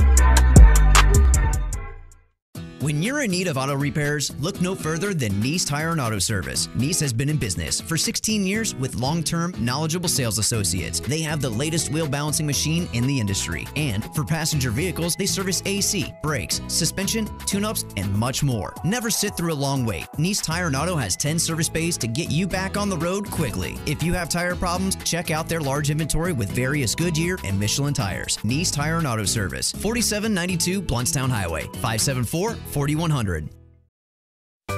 Sorry, boys, I did not have time to pack. We got this. It's right here, guys. We got this. I thought I could handle it. We got this. Moving doesn't have to be a hassle. Call us first at 2 Men and a Truck. No matter the move, home or business, we'll make it a smooth one. I forgot something. We got this.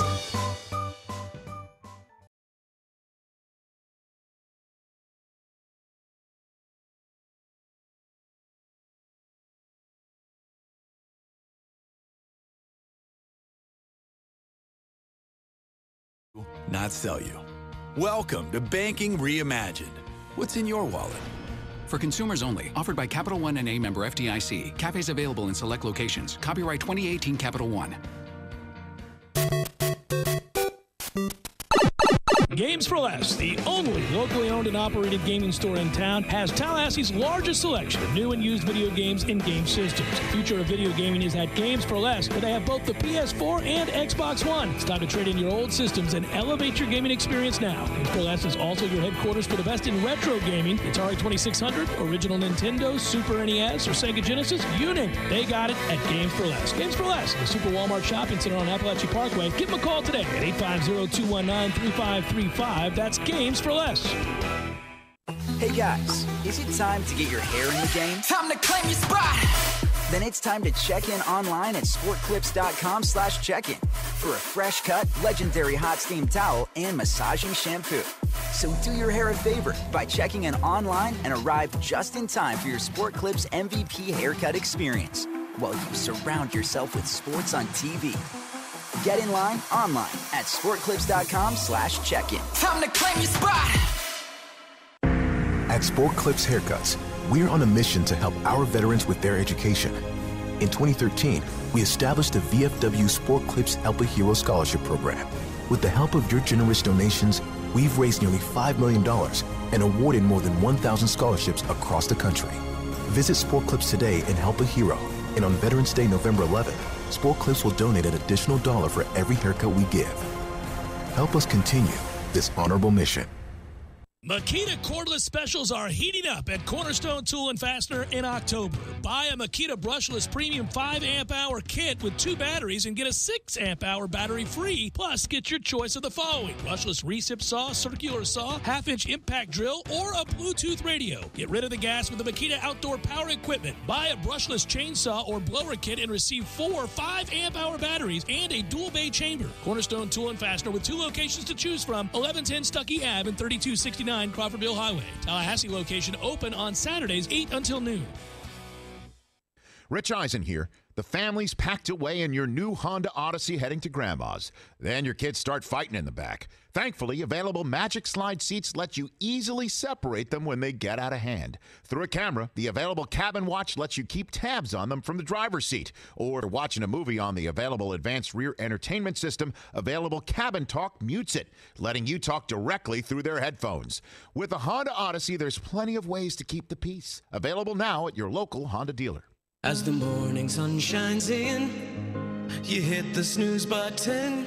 10 minutes turned into an hour. Now there's no time to take a shower or time to get dressed, which explains the sweater vest and the fedora. When your morning is hell, just go to Taco Bell. And for just $1, let us make you breakfast, like Taco Bell's grilled breakfast burrito. Eggs, bacon, and cheese wrapped in a warm tortilla. At participating stores for a limited time during breakfast hours. Prices may vary. Tax extra. You're locked in with the Jeff Cameron Show on 97.9 ESPN Radio.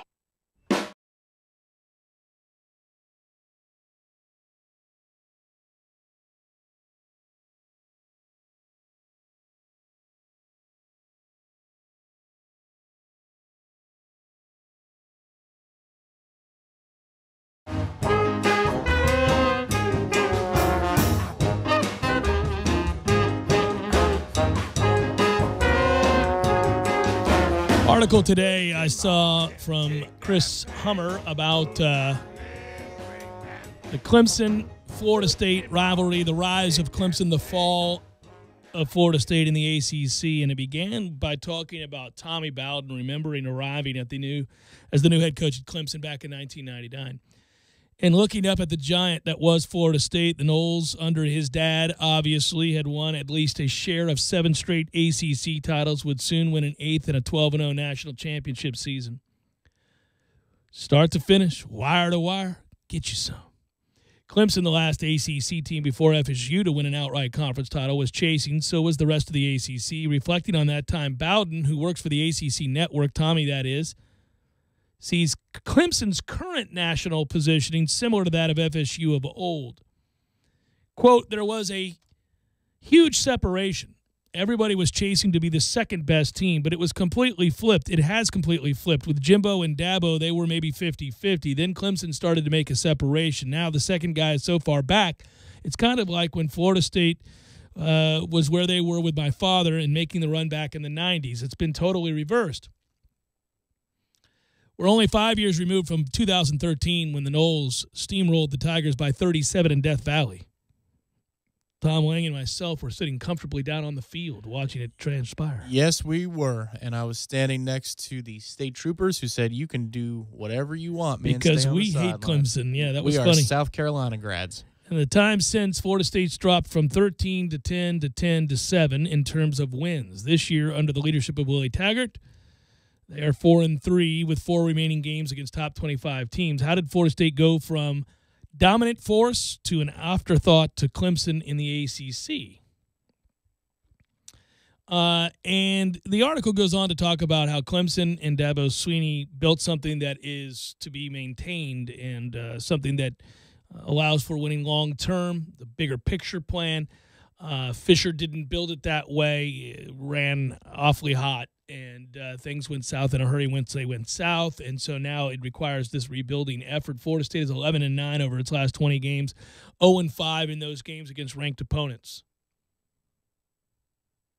That'll hurt your feelings. That really will hurt your feelings. Yeah, it's they go on to talk about how the last 2 and 3 seasons Florida State has not performed well.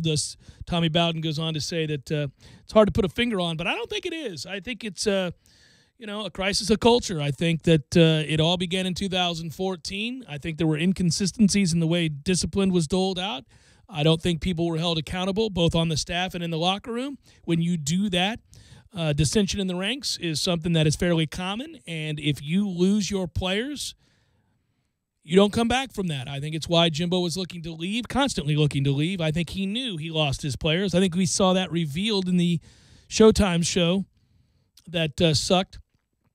And, you've got a guy pleading with his best player to allow them to connect yet again. But promissory notes aside, that's never a good look and never a good thing. And it was going to be more of the same. We were going nowhere.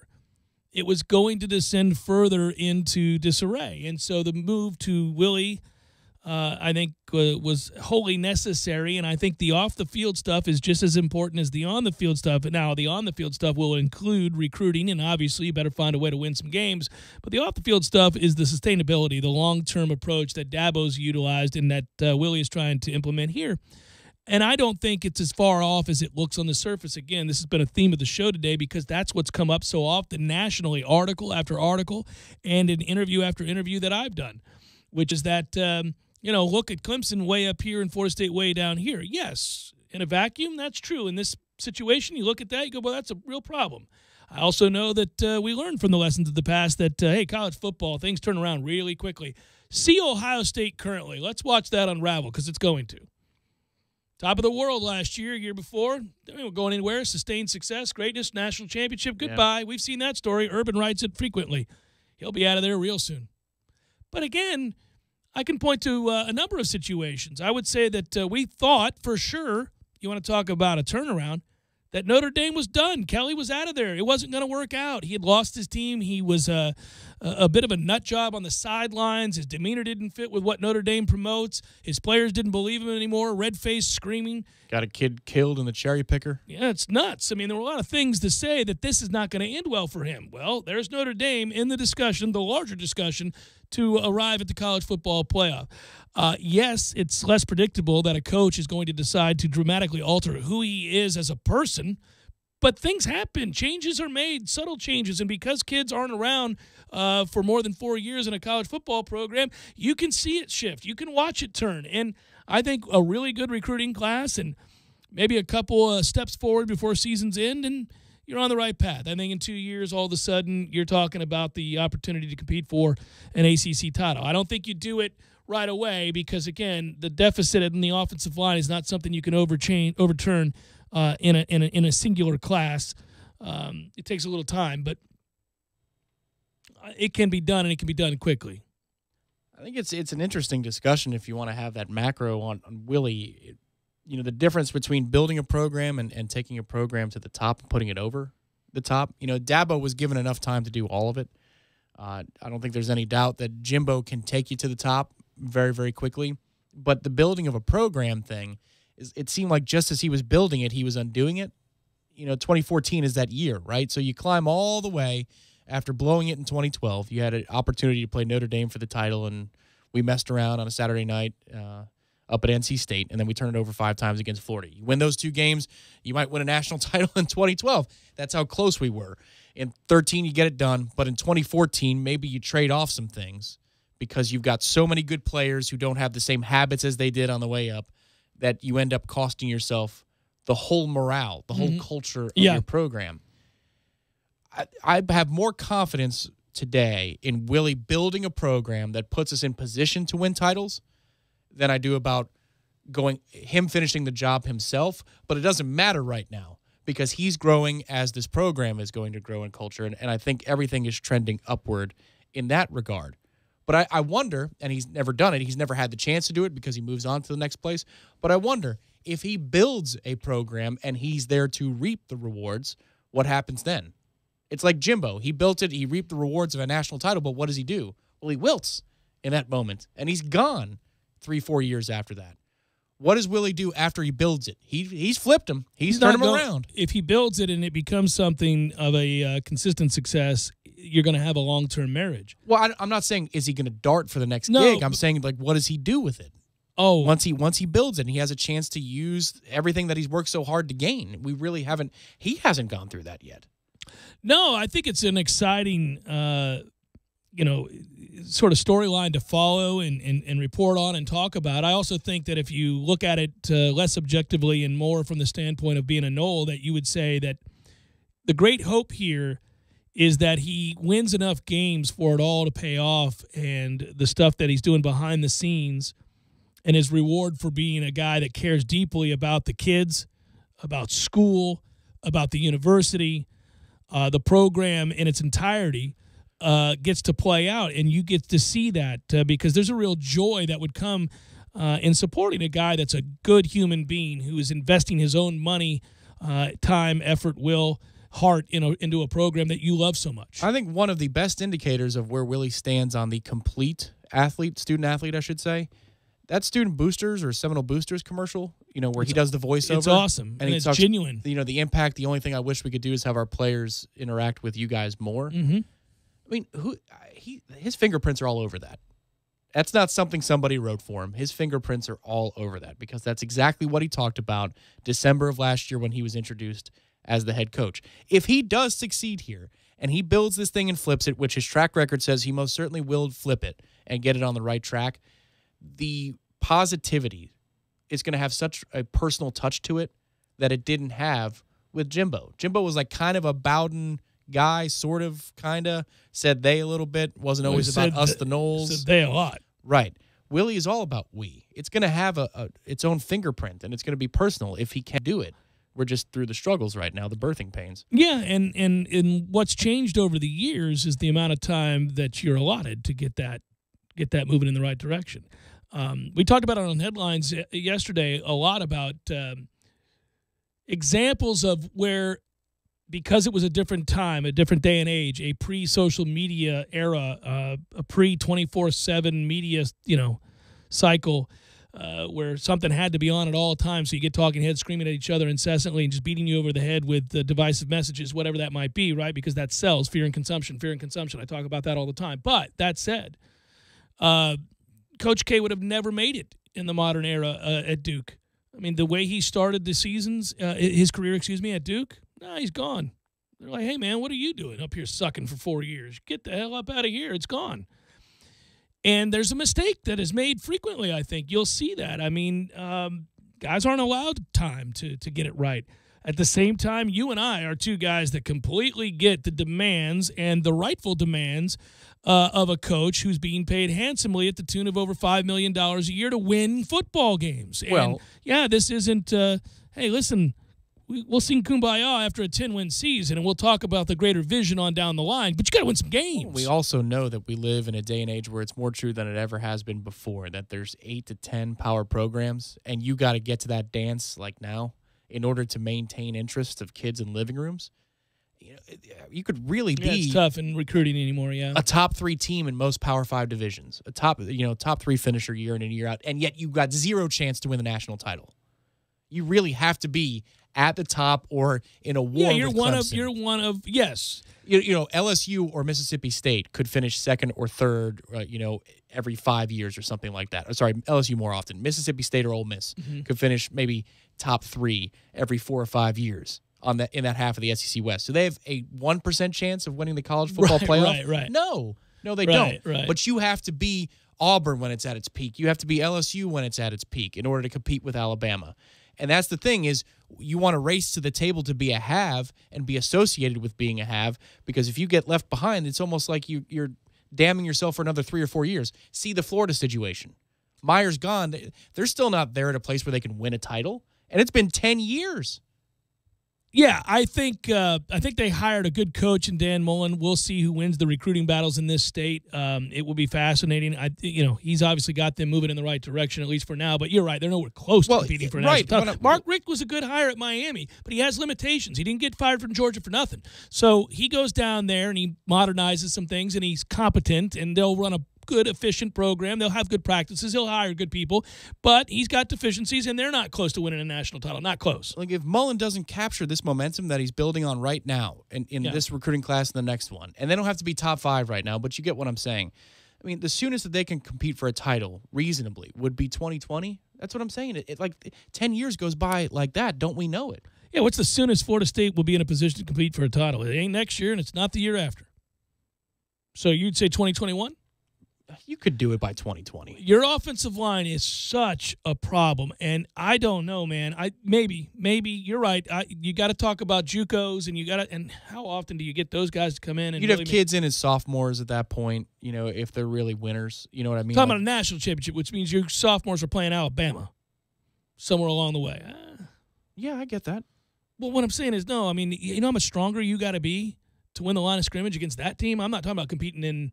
You're not saying college football playoff level. You're saying winning the whole damn thing. Then I'd said, 2020, 2021. Depends on how you do in blue chippers, and you might need a JUCO. You're right. You also need to get your quarterback. You need to find. Let's hope this is the kid. Well, if he is, that changes everything. It does. It changes an awful lot, especially if we get a few offensive linemen, which, again, Dante Lucas may end up being a great player.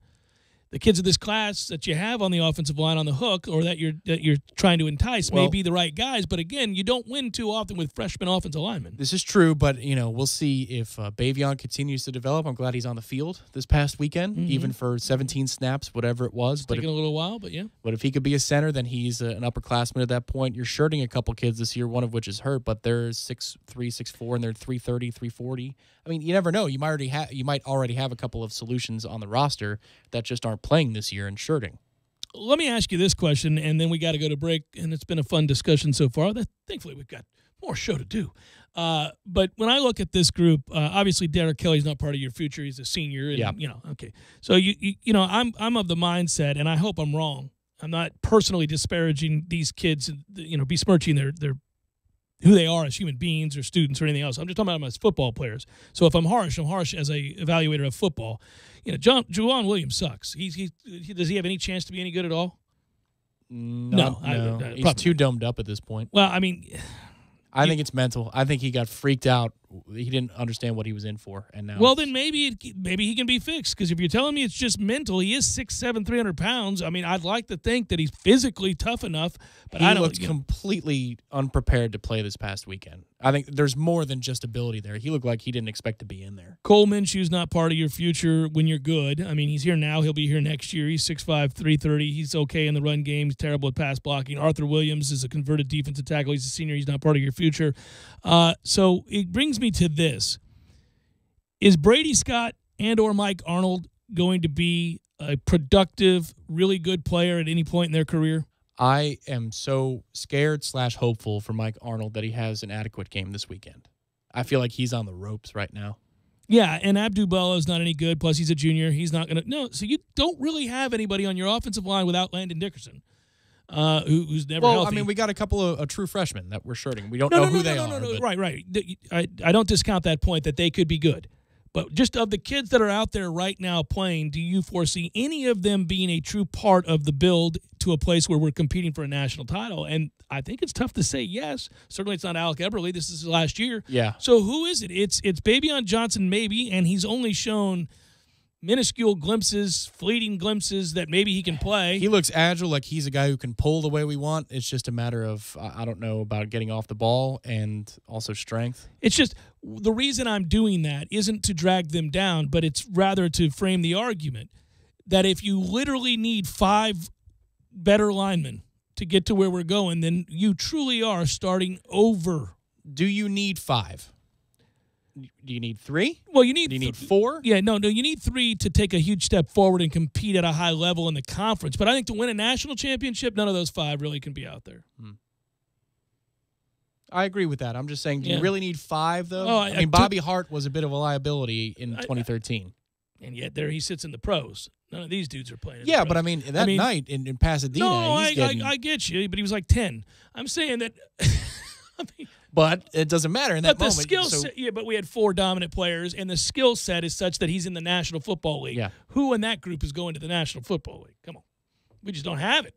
We don't, unfortunately. I hope I'm wrong about a guy like, say, a freshman like Brady Scott. Like, who knows? Maybe he's being asked to do something now, and it's a little early in his career. Yeah, maybe he develops into a right tackle. Yeah. He gets a lot stronger, a lot thick. It could happen. Jeff Cameron Show, 97.9 ESPN Radio.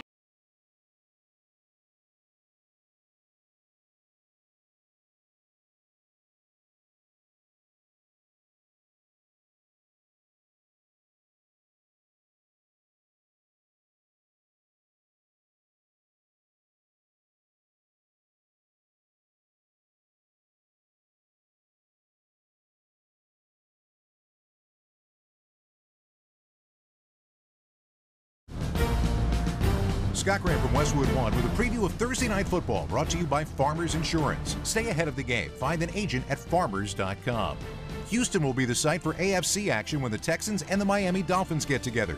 Led by second-year quarterback Deshaun Watson on offense and veteran J.J. Watt on defense, the Texans have bounced back from an 0-3 start to win 4 straight and sit atop the AFC South. Watt says it feels good. We have a quick turnaround on Thursday, and we have a chance to make it feel even better. We have a long way to go. It's a long season. We're not even halfway through. But to be able to go 4 in a row, especially after the 0-3 start, it's encouraging. Miami's also 4-3 and just a game back in their division, but have struggled with injuries. Join Ian Eagle and Rod Woodson for the call on Thursday Night Football. Remember to listen to Westwood One's coverage of the NFL all season long. Right here on 97.9 ESPN Radio, Tallahassee's sports monster. When you have a lot on your to-do list, the last thing you need to worry about is a car repair. Luckily, when you visit any of 16,000 Napa Auto Care centers, you get highly trained experts and a 24-month, 24,000-mile nationwide warranty, which means your car gets fixed right the first time, so you can spend less time worrying about the things you don't want to, like repairing your vehicle, and more time worrying about the things you do. Just visit NapaAutoCare.com to find the location nearest you. I used to leave voicemails for myself because the only one I could trust to get something done right was me. Hey, you, it's me. Remember to order safety goggles and grab some milk on your way home. But now I use Grainger. Grainger's got the technical support you'd expect from America's #1 source for industrial-grade supplies. They're in the business of helping my business, so no more talking to myself. Now I talk to Grainger, because when it comes to keeping your business running, Grainger's got your back. Call or click Grainger.com to see for yourself. Grainger, for the ones who get it done. I give to you easy laundry service from my friends at Wash Around the Clock. Oh, buddy, this is a game changer. If you're like me, your life is hectic. Between work, school, your kids' sporting events and activities, well, it leaves you precious little time to kick back and take a load off. About the last thing you want to do is hours of laundry, but there it sits, staring at you, taunting. No more. That's right. More watching, less washing. Save hours of valuable time when you sign up not doing laundry with easy laundry service from Wash Around the Clock. Whether it's dry cleaning or just plain laundry, Wash Around the Clock's easy laundry service will pick up and deliver at your home or office. So sign up for free today at easylaundry.net, or you can give them a call, 850-597-9007. Again, sign up today at easylaundry.net. Oh, and by the way, I got you. Use promo code JCS20 and save 20%. That's promo code JCS20. You're saving 20% on your first order. That's easylaundry.net from Wash Around the Clock. Hey, sports fans, who's on your Mount Rushmore of baseball? I'm going with Ruth, Cobb, Aaron, and Mantle. Football, I've got Bradshaw, Peyton, Montana, and Brady. In basketball, Jabbar, Jordan, Bird, and LeBron. This debate could go on, but when it comes to the Mount Rushmore of personal injury law in Tallahassee, the choice is clear. Fonville, Lewis, Messer, McConaughey. Recently voted Tallahassee's best law firm, so avoid the underdog and go with the favorite, Fonville, Lewis, Messer, McConaughey. This Day in Sports, brought to you by Superlube, 19 Tallahassee area locations. Quick, convenient, no appointment necessary. Get your history lesson weekdays at 5:30 during the Jeff Cameron Show, right here on 97.9 ESPN Radio. Get your weekend started right here on 97.9 ESPN Radio. Saturdays at 6 a.m. with Fishing Florida Radio. Listen to the three amigos, Boudreaux, Steve Chapman, and Captain Mike Ortega as they catch you up to speed on what's new and biting in the North Florida region. Big-time guests, celebrities, interviews, and 3 hours of the fishing info you need. Fishing Florida Radio is brought to you by Sea Quarters Marina off Highway 98 in Carabel. Sea Quarters Marina, your full-service marina. And presented by Hobbit American Grill and Mike's Marine Supply. ESPN Radio Sports Center. I'm Doug Brown. Game 3 of the World Series is tomorrow at Dodger Stadium. The Red Sox lead the series 2-0 after scoring all 4 of their runs with 2 outs in Game 2. In the 5th inning, with 2 outs and the bases empty, Boston put together the game-winning 3-run rally for manager Alex Cora. I said it a few days ago, and I'll say it again. We live in an era that 210 with 30 home runs and 70 RBIs is acceptable. It's a good season, and we don't believe that. You know, there are certain situations that a strikeout is not just an out. You know, and we put them in play, and they did again tonight, and that's why we won the game. Every pitch of the World Series is on ESPN Radio and the ESPN app. Our Game 3 coverage starts at 7 Eastern on Friday. 37-year-old Rocco Baldelli is the new manager of the Twins. He's now the youngest manager in the Bigs after 4 years as a coach with the Rays. The Packers should have wideouts Randall Cobb and Geronimo Allison available for Sunday's game against the Rams. Both are coming back from hamstring problems. ESPN's Dan Murphy reports Michigan State gets a $10,000 fine from the Big Ten for a pregame altercation with Michigan last Saturday. Both coaches are also reprimanded, Jim Harbaugh and Mark D'Antonio. If you want to watch the $9 million winner-take-all match between Tiger Woods and Phil Mickelson, the pay-per-view will cost you $19.99. Fans will not be allowed on the golf course for that match, which will be held November 23rd, the day after Thanksgiving. Steph Curry now 5th on the all-time NBA three-pointers list. He had 11 threes, scoring 51 points in a win last night against the Wizards. Broadcasting live from the AmeriGas Propane Studios in the capital city of Tallahassee, this is the Jeff Cameron Show, brought to you by Cornerstone Tool and Fastener on 97.9 ESPN Radio.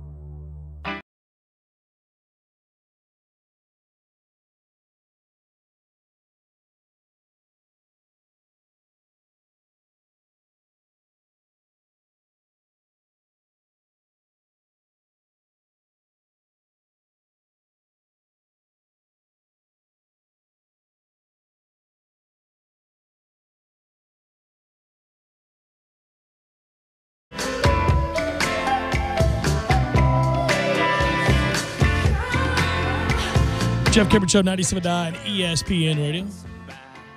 Did I just see this correctly? Am I looking at this right? The NFL has fired one of the referees, Hugo Cruz, for performance reasons and not just for one call. Unprecedented move during the season, writes Kevin Seifert. Story coming soon. The NFL just fired a dude in season. Get you some of that. Well, I think per our earlier discussion, I speak for everybody when I say Florida State fans would beg the ACC home office to do this a couple of times with a couple of specific officials. For years, we could easily identify basketball officials who... Oh, my God. A couple of them are still working. Oh, yeah. The ones that like to draw attention to themselves. Oh, my God. Who was it that was it the North Carolina game last year? Was it Teddy Valentine that turned away? Oh, yeah. He got in trouble for point that. guard? Yeah. Refused to look at him. Just turned his back like a child, a petulant child. Couldn't deal with it. He couldn't deal with the conversation. One thing I will say, though, is if your rule on the whole is that kind of discourse with a player leads to a technical and or an ejection, ordinarily, if you don't allow for that, some officials are not going to allow you to have a conversation with them about their call. Yeah. Then it's actually kind of not a bad move. He's trying to give the kid a chance not to get thrown out of the game. I mean, I did allow for that. Nobody else did, but I said, look, man, some of these officials' policies are that it's like questioning balls and strikes. If your policy is that you don't question balls and strikes and you don't get to question balls and strikes, and if you do, you're gone, you can maybe not hear things. You could purposely maybe not hear things. But we know that body language is a big part of it for the theatrics of the moment, and his body language was like Walter Sobchak sitting and enjoying his coffee. I'm staying, raising the lower lip and grabbing his vest. One of the great scenes of all time. That's what that body language was like. I don't hear you. I don't hear a word you're saying. Well, yes. So that, like I said, was petulant, but you could still see the reasoning behind the logic of it. Sure, yeah. I'm not gonna do it because if I do it, you're gonna get tossed. So I'm gonna have to just pretend I don't hear you because, son, if I hear you, you're gone. So I don't hear you. Let's go. Inbound the ball. Let's go. The games that people play. I always think your best officials are the ones that allow for interaction and that interact with you. I always thought the best officials I was ever around in any sport at any level were guys that engaged you early in the process, that said, hey, listen here, whatever your number is. I mean, you'd hear it all over the field. It happened all the time. Listen here, mother. No.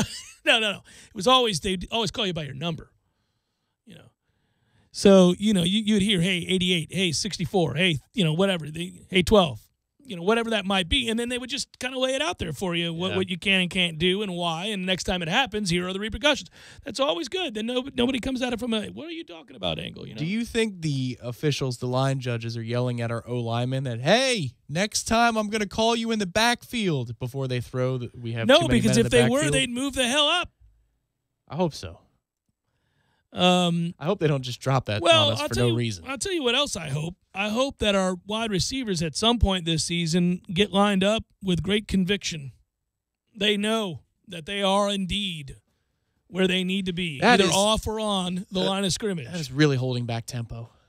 Yeah. The times that you see DeAndre have to pull a guy almost by his... My biggest complaint, I have a lot of...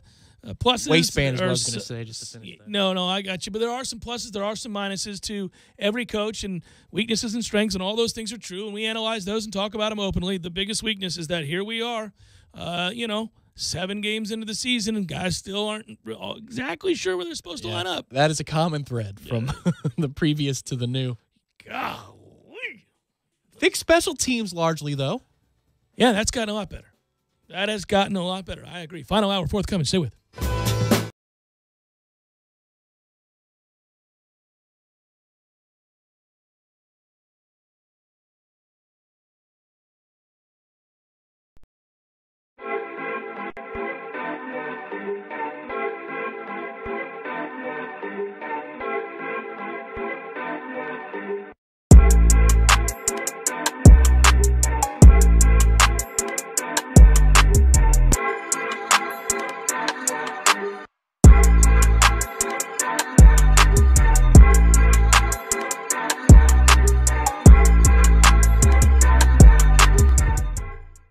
When you're in need of auto repairs, look no further than Nice Tire and Auto Service. Nice has been in business for 16 years with long-term, knowledgeable sales associates. They have the latest wheel balancing machine in the industry. And for passenger vehicles, they service AC, brakes, suspension, tune-ups, and much more. Never sit through a long wait. Nice Tire and Auto has 10 service bays to get you back on the road quickly. If you have tire problems, check out their large inventory with various Goodyear and Michelin tires. Nice Tire and Auto Service, 4792 Bluntstown Highway, 574-4100.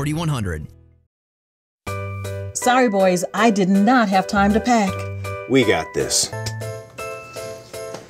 It's right here, guys. We got this. I thought I could handle it. We got this.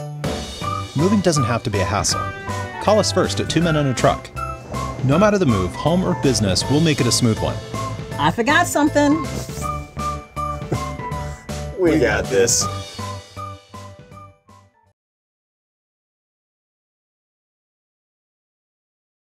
We're on a mission to help our veterans with their education. In 2013, we established the VFW Sport Clips Help a Hero Scholarship Program. With the help of your generous donations, we've raised nearly $5 million and awarded more than 1,000 scholarships across the country. Visit Sport Clips today and help a hero. And on Veterans Day, November 11th, Sport Clips will donate an additional $1 for every haircut we give. Help us continue this honorable mission. Makita cordless specials are heating up at Cornerstone Tool & Fastener in October. Buy a Makita brushless premium 5 amp-hour kit with 2 batteries and get a 6 amp-hour battery free. Plus, get your choice of the following: brushless recip saw, circular saw, half-inch impact drill, or a Bluetooth radio. Get rid of the gas with the Makita outdoor power equipment. Buy a brushless chainsaw or blower kit and receive 4 5 amp-hour batteries and a dual bay chamber. Cornerstone Tool & Fastener with 2 locations to choose from: 1110 Stuckey Ave and 3269 Crawfordville Highway. Tallahassee location open on Saturdays 8 until noon.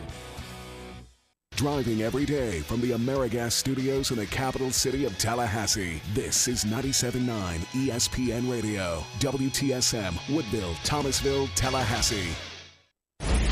ESPN Radio Sports Center. I'm Doug Brown. Game 3 of the World Series is tomorrow at Dodger Stadium. The Red Sox lead the series 2-0 after scoring all 4 of their runs with 2 outs in Game 2. In the 5th inning, with 2 outs and the bases empty, Boston put together the game-winning 3-run rally for manager Alex Cora. I said it a few days ago, and I'll say it again. We live in an era that 210 with 30 home runs and 70 RBIs is acceptable. It's a good season, and we don't believe that. You know, there are certain situations that a strikeout is not just an out. You know, and we put them in play, and they did again tonight, and that's why we won the game. Every pitch of the World Series is on ESPN Radio and the ESPN app. Our Game 3 coverage starts at 7 Eastern on Friday. 37-year-old Rocco Baldelli is the new manager of the Twins. He's now the youngest manager in the Bigs after 4 years as a coach with the Rays. The Packers should have wideouts Randall Cobb and Geronimo Allison available for Sunday's game against the Rams. Both are coming back from hamstring problems. ESPN's Dan Murphy reports Michigan State gets a $10,000 fine from the Big Ten for a pregame altercation with Michigan last Saturday. Both coaches are also reprimanded, Jim Harbaugh and Mark D'Antonio. If you want to watch the $9 million winner-take-all match between Tiger Woods and Phil Mickelson, the pay-per-view will cost you $19.99. Fans will not be allowed on the golf course for that match, which will be held November 23rd, the day after Thanksgiving. Steph Curry now 5th on the all-time NBA three-pointers list. He had 11 threes, scoring 51 points in a win last night against the Wizards. Broadcasting live from the AmeriGas Propane Studios in the capital city of Tallahassee. This is the Jeff Cameron Show, brought to you by Cornerstone Tool and Fastener on 97.9 ESPN Radio.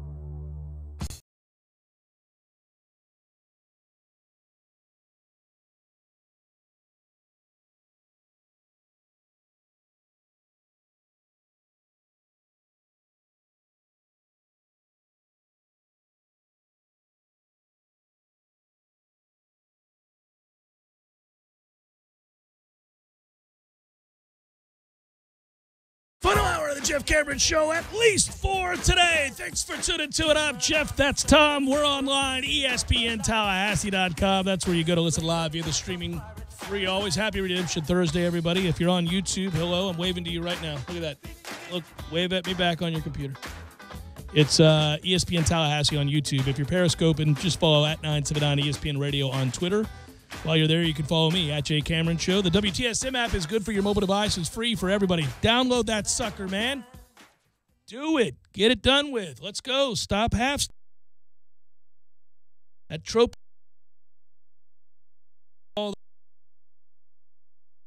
Dealing with you today, Tropos. And you're good, just like that. You can email the show if you want, jcs at 979ESPNradio.com. And we have a lot of good emails this week. I'm pleased with that. Not that I'm never clamoring for emails, but got some good ones this week. People have questions. They want to know some things, man. They want to know what the deal is. What do we have any shot? People really have been desperate. They wanted a sense of hope.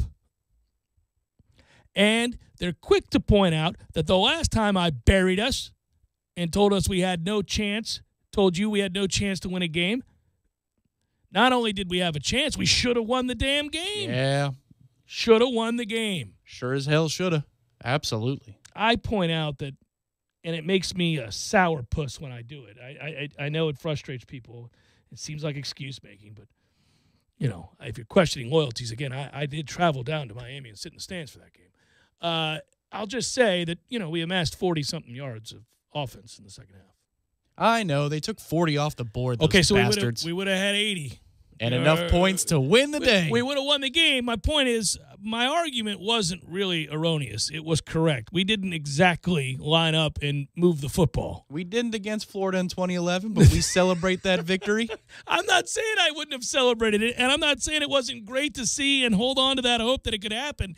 I'm just saying that the analysis wasn't off, and so when I give the analysis about this, and anybody could, it's not real difficult to see a bunch of first-round draft picks on their defensive line and our offensive line, right? I mean, I think you realize that there's a stark contrast between the two. Yeah, just a little bit. And that's just a damn tough matchup to overcome. That's all I'm saying. Hope is a good thing, maybe the best of things, and no good thing ever dies. That's not true, unfortunately. Good things do die, and it's what makes the world tough. They just return to the stars, buddy. Well, yeah, back to the universe, as my son says, which I love, and that's great. But now we're talking about something ethereal. We're doing something different. Yeah. I'm talking about tangibly. Energy, man. Yeah, the energy's there. Listen, dude, if you die, you may float off into the stars, and that's great, but I'm going to miss you on a daily basis because you're not here. I can't see you, talk to you, have this conversation. So if you can't block, it's a problem, regardless of, hey, there's lots of ways. You know, you never know. The ball could fall out of somebody's hands, and we could pick it up and run it in. We could have a special teams touchdown. They could just stumble all over themselves. Right, great. You go to the public with that analysis. I'm going to go with the we can't block them. If the other things happen, well, that's great. No, there's a shot. We have a shot, right? Yeah, yes. we do have a shot. But we're probably going to lose by a lot. Well, it's all because of one thing, frankly. It's that one thing. It's not because of my worry surrounding their offense versus our defense. I don't like the matchup with their receivers against our corners, but I do like our defensive line against their offensive line. You know, it's funny. We always look to the trenches first. That's the first thing you do for the first couple of series when you don't know. Now, you kind of know the answer, so you may have like kind of your eyes covered and you're peeking through your fingers just to see, you know, what our offensive line does against their defensive line. But I do want to see how we cover the first couple of drives. Like, it's almost as big of a thing to me as watching our D-line go up against Clemson's O-line is what scheme do we have here? Are we in man a bunch? Are we trying to, you know, disguise looks at the line of scrimmage and then we roll safeties just before the snap? Or are we trying to confuse the kid? We're running zones. I don't know what that's going to look like, because if it's straight man coverage across the board all day long, well, that to me feels almost as hopeless as our O-line against their D-line, because the kid sees that pre-snap, he determines it, and he's got the arm talent that if what he thinks he sees is actually true, you're in trouble, because he's going to put the ball on the money, and those guys can generate separation in the open field. What do you think? If I just pinned you down right now, I mean, usually you do this. We do this on the Tallahassee Game Day show that we do on Saturday, and we'll be on again very early. Yeah, 9 a.m. 9 a.m. Looking forward on to Saturday. it. Yep. But if I just said pick a score, I mean, doesn't it just feel like 34-17 or somewhere in that neighborhood, 35-6, or I mean, it just doesn't feel like. I guess those are two very different scores, Jeff. 35-6 is a pretty solid ass kick, and 34-17, okay. I mean, honestly, I could see 34, 38, 14, 17. That's what it feels like to me. I could see 38-10, 41-10. Right, same neighborhoods. Or I could see 24-20. You know, if we're going to win this thing, that's the neighborhood we want to live in right there. Yeah, I think 24-20 is where you want to be. You're going to get worn down because you're not going to be able to sustain drives, so field position is going to be lost. And I think that as much as our defense may play well and make this interesting, I think similarly to what happened earlier in the year, Virginia Tech, they get worn down, they get tired, and the offense has a lot to overcome because they can't flip field position. I remember when the Bucs were so bad on offense and had such an elite defense, and we don't have an elite defense this year, but we have a good defense, one good enough to compete in this game. But the frustrating aspect was that when Gruden first got to Tampa, I remember thinking, he doesn't have to score a lot of points. He's got to flip the field. Our offense was so bad in Tampa back then that we couldn't flip the field.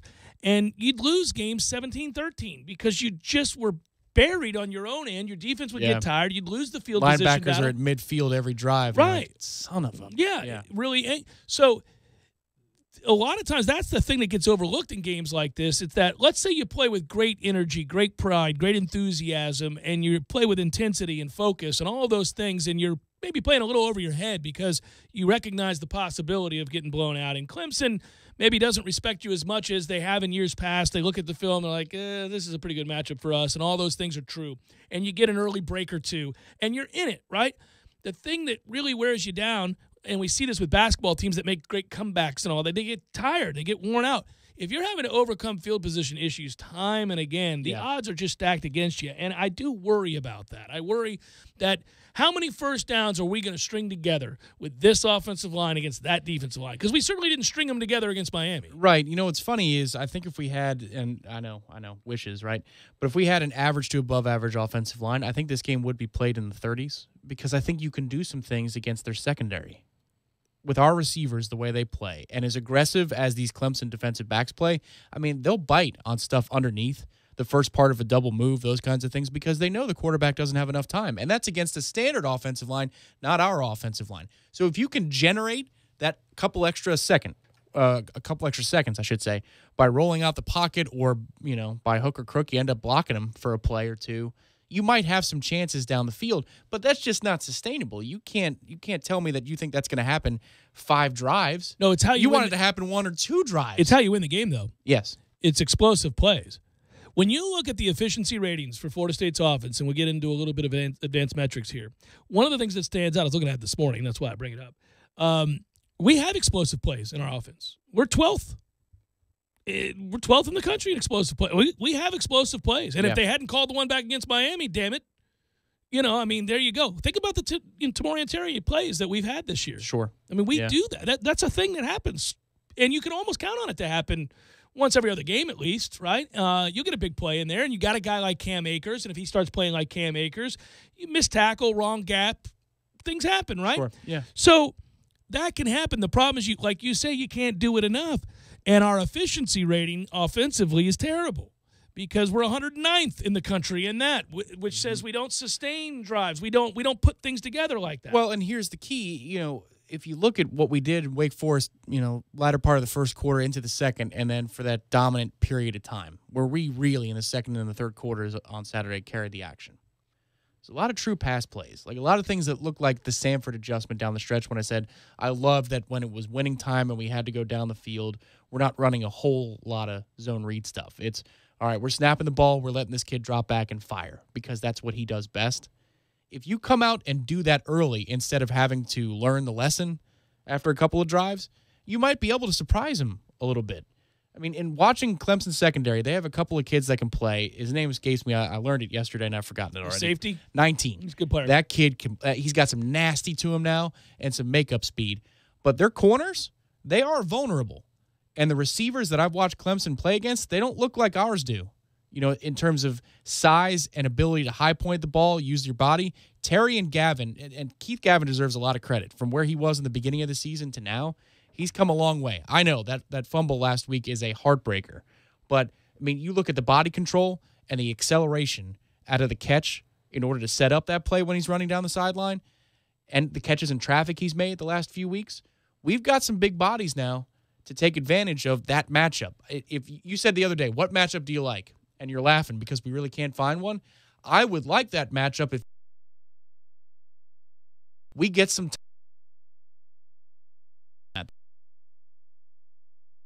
I'm looking at the I'm worried. I keep flipping it around. Every time you bring up something positive, I do the negative thing, which I shouldn't do, because you get me thinking about the projected depth charts, and I'm thinking about where we have some advantages, where we don't. For example, I have to dig down deep here and find these areas where you can go, oh, I like our advantage there.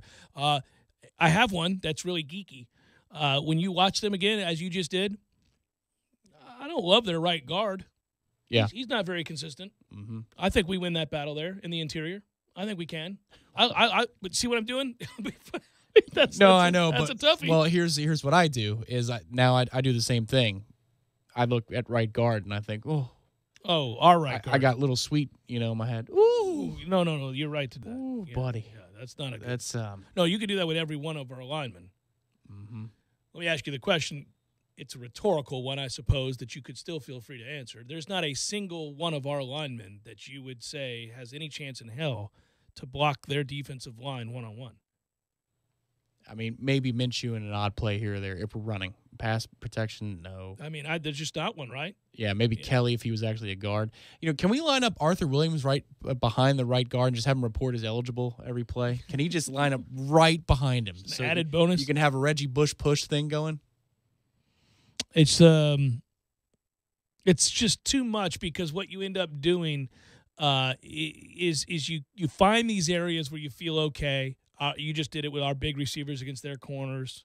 who are super aggressive. I mean, there are opportunities for double moves here in this game, but or trick play. A double pass type thing, maybe one of the illegal variety, like the one we had against Miami, something that's quite legal. It was legal. We got screwed out of it. It reminded me a couple of them like Greg Reed used to be. God almighty. That Wake Forest game off the bye? They had run that trick play twice earlier that season. And it's like, hey, man, if they toss to the tailback and it looks like this out of this formation, they're probably going to throw the ball. And that dude would bite on a fake now. But that's what Clemson does. They're spoiled because they're used to the quarterback just having no time and having to deliver the ball. So if they're gonna take a chance, they're gonna be rewarded for it. But you can do that. You can take advantage of it if you just can scheme something to buy DeAndre just some kind of time. By the way, I wanted to look it up for you because I forgot his name too, and I was feeling pretty crappy about that. That kid that's playing safety for them, that's a good player. Is that the you talking about Tanner Muse? Tanner Muse. Yeah, he's a good player. He's a big dude, too. He's 6'1", 6'2"? Yeah, he's 6'1 and a half, 235. Right. And he's got some serious makeup speed. That is one of those emotional type leaders who can also do something about it. Yeah. Good player. Unfortunately. Yes. I was asked today, do you see distinct advantages for Florida State anywhere on the field? And I did say, well, our defensive line against their offensive line, but then we're done talking. I mean, that's it. And, the problem is we're also ignoring the fact that Clemson uses 4 running backs. That sometimes could be a bad thing, though, because ETN is a superstar. And if he hits a big play and then you just, sub him out, you're kind of minimizing the impact that a game breaker like ETN can have. Yeah, ETN's a really special player. The Feaster kid's good. You've seen him before. Right, they're good. Choice is good. Dixon's good. They got players, man. 9 and White is going to be special, man. I don't disagree. Our linebackers aren't great. No. And slot defending in general, it's like would be and then like who's going up against Higgins? I hope it's not one. Is it going to be Myers? Oh, man. There's just a lot to... Whew. Yeah, I hadn't thought about that. Well, that's why we're not picking them. Right. But, hey, you never know. They play the games. Special teams touchdowns happen. Fumbles occur. Overwhelming shifts. Defensive line Next performance. thing you know, there it is, right? Yeah, I'm with you. Who's a kid? And last one, and we'll move on. I'm just thinking about a kid that could have a great game that we haven't touched on. I should also mention, by the way, while I'm doing this, 2 things before we head to break. The first is that my picks are up on the Facebook page for Redemption Thursday, ESPN Tallahassee. Go there. You'll find them. I had a good week last week. I'm hoping to have another good week this week. I got Georgia Tech plus 3.5, Boston College plus 3.5, Louisville minus 2.5, Arkansas plus 1.5, FSU plus 17.5. Yep. Got to find certain books that have that. Some do. It's a bit of a reach. Pitt plus 2.5, Georgia minus 6.5, Purdue plus 1.5, and in the NFL tonight I got Miami plus 7.5 and Detroit minus 3. Do you think you'll be resting your head comfortably after these picks and the results of these picks? MyPillow.com. Woo! Go get you a comfortable pillow. I love MyPillow. I've got a comfortable pillow. It's a MyPillow, and I tell you about MyPillow all the time, and for good reason. Listen. They've done the extended money-back guarantee thing. Goes all the way now into March, which is great. But here's the deal with MyPillow. It's a pillow. It's just a really comfortable one. I'm not going to go on with platitudes that make it sound like your life are forever altered by having a MyPillow, but I do tell you that I have one, so does my family, and they all find them very comfortable. We all sleep on them, and that's why I tell you about that. But also, they pay me. But I do sleep on it. So I wouldn't tell you that I did. I would just read the copy. But I don't just read the copy. Instead, I tell you, look, man, good deal. Buy one, get one free special. Cash in on that sucker now. You get one free pillow when you buy one at regular price. And this is a new thing. A 60-day money-back guarantee has been extended all the way to March 1st. Use the promo code 979ESPN. That's promo code 979ESPN. Jeff Cameron Show, 97.9 ESPN Radio.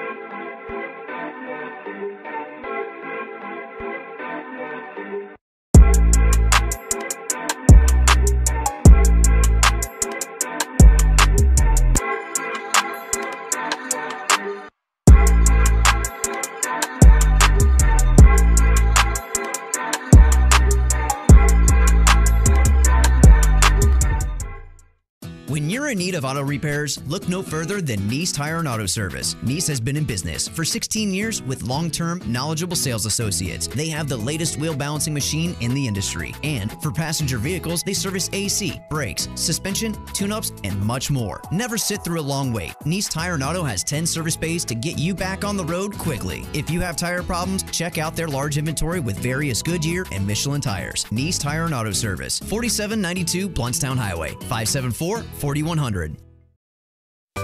Sorry, boys, I did not have time to pack. We got this.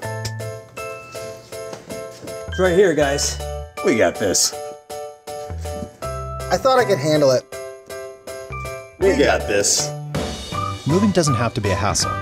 Call us first at 2 Men and a Truck. No matter the move, home or business, we'll make it a smooth one. I forgot something. We got this.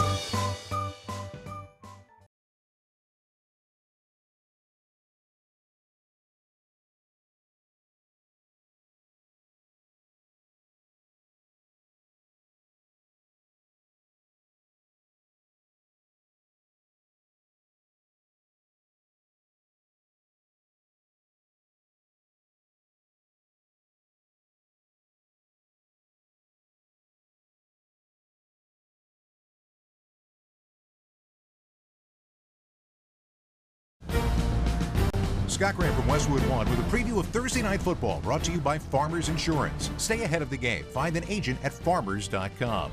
Houston will be the site for AFC action when the Texans and the Miami Dolphins get together.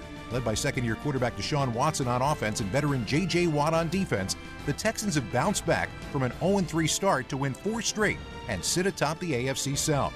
Watt says it feels good. We have a quick turnaround on Thursday, and we have a chance to make it feel even better. We have a long way to go. It's a long season. We're not even halfway through. But to be able to go 4 in a row, especially after the 0-3 start, it's encouraging. Miami's also 4-3 and just a game back in their division, but have struggled with injuries. Join Ian Eagle and Rod Woodson for the call on Thursday Night Football. Remember to listen to Westwood One's coverage of the NFL all season long. Right here on 97.9 ESPN Radio, Tallahassee's sports monster. When you have a lot on your to-do list, the last thing you need to worry about is a car repair. Luckily, when you visit any of 16,000 Napa Auto Care centers, you get highly trained experts and a 24-month, 24,000-mile nationwide warranty, which means your car gets fixed right the first time, so you can spend less time worrying about the things you don't want to, like repairing your vehicle, and more time worrying about the things you do. Just visit NapaAutoCare.com to find the location nearest you. I used to leave voicemails for myself because the only one I could trust to get something done right was me. Hey, you, it's me. Remember to order safety goggles and grab some milk on your way home. But now I use Grainger. Grainger's got the technical support you'd expect from America's #1 source for industrial-grade supplies. They're in the business of helping my business, so no more talking to myself. Now, I talk to Grainger, because when it comes to keeping your business running, Grainger's got your back. Call or click Grainger.com to see for yourself. Grainger, for the ones who get it done. The Jeff Cameron Show is brought to you by Cornerstone Tool and Fastener. Big store pricing with local service. Online at ctf.nu.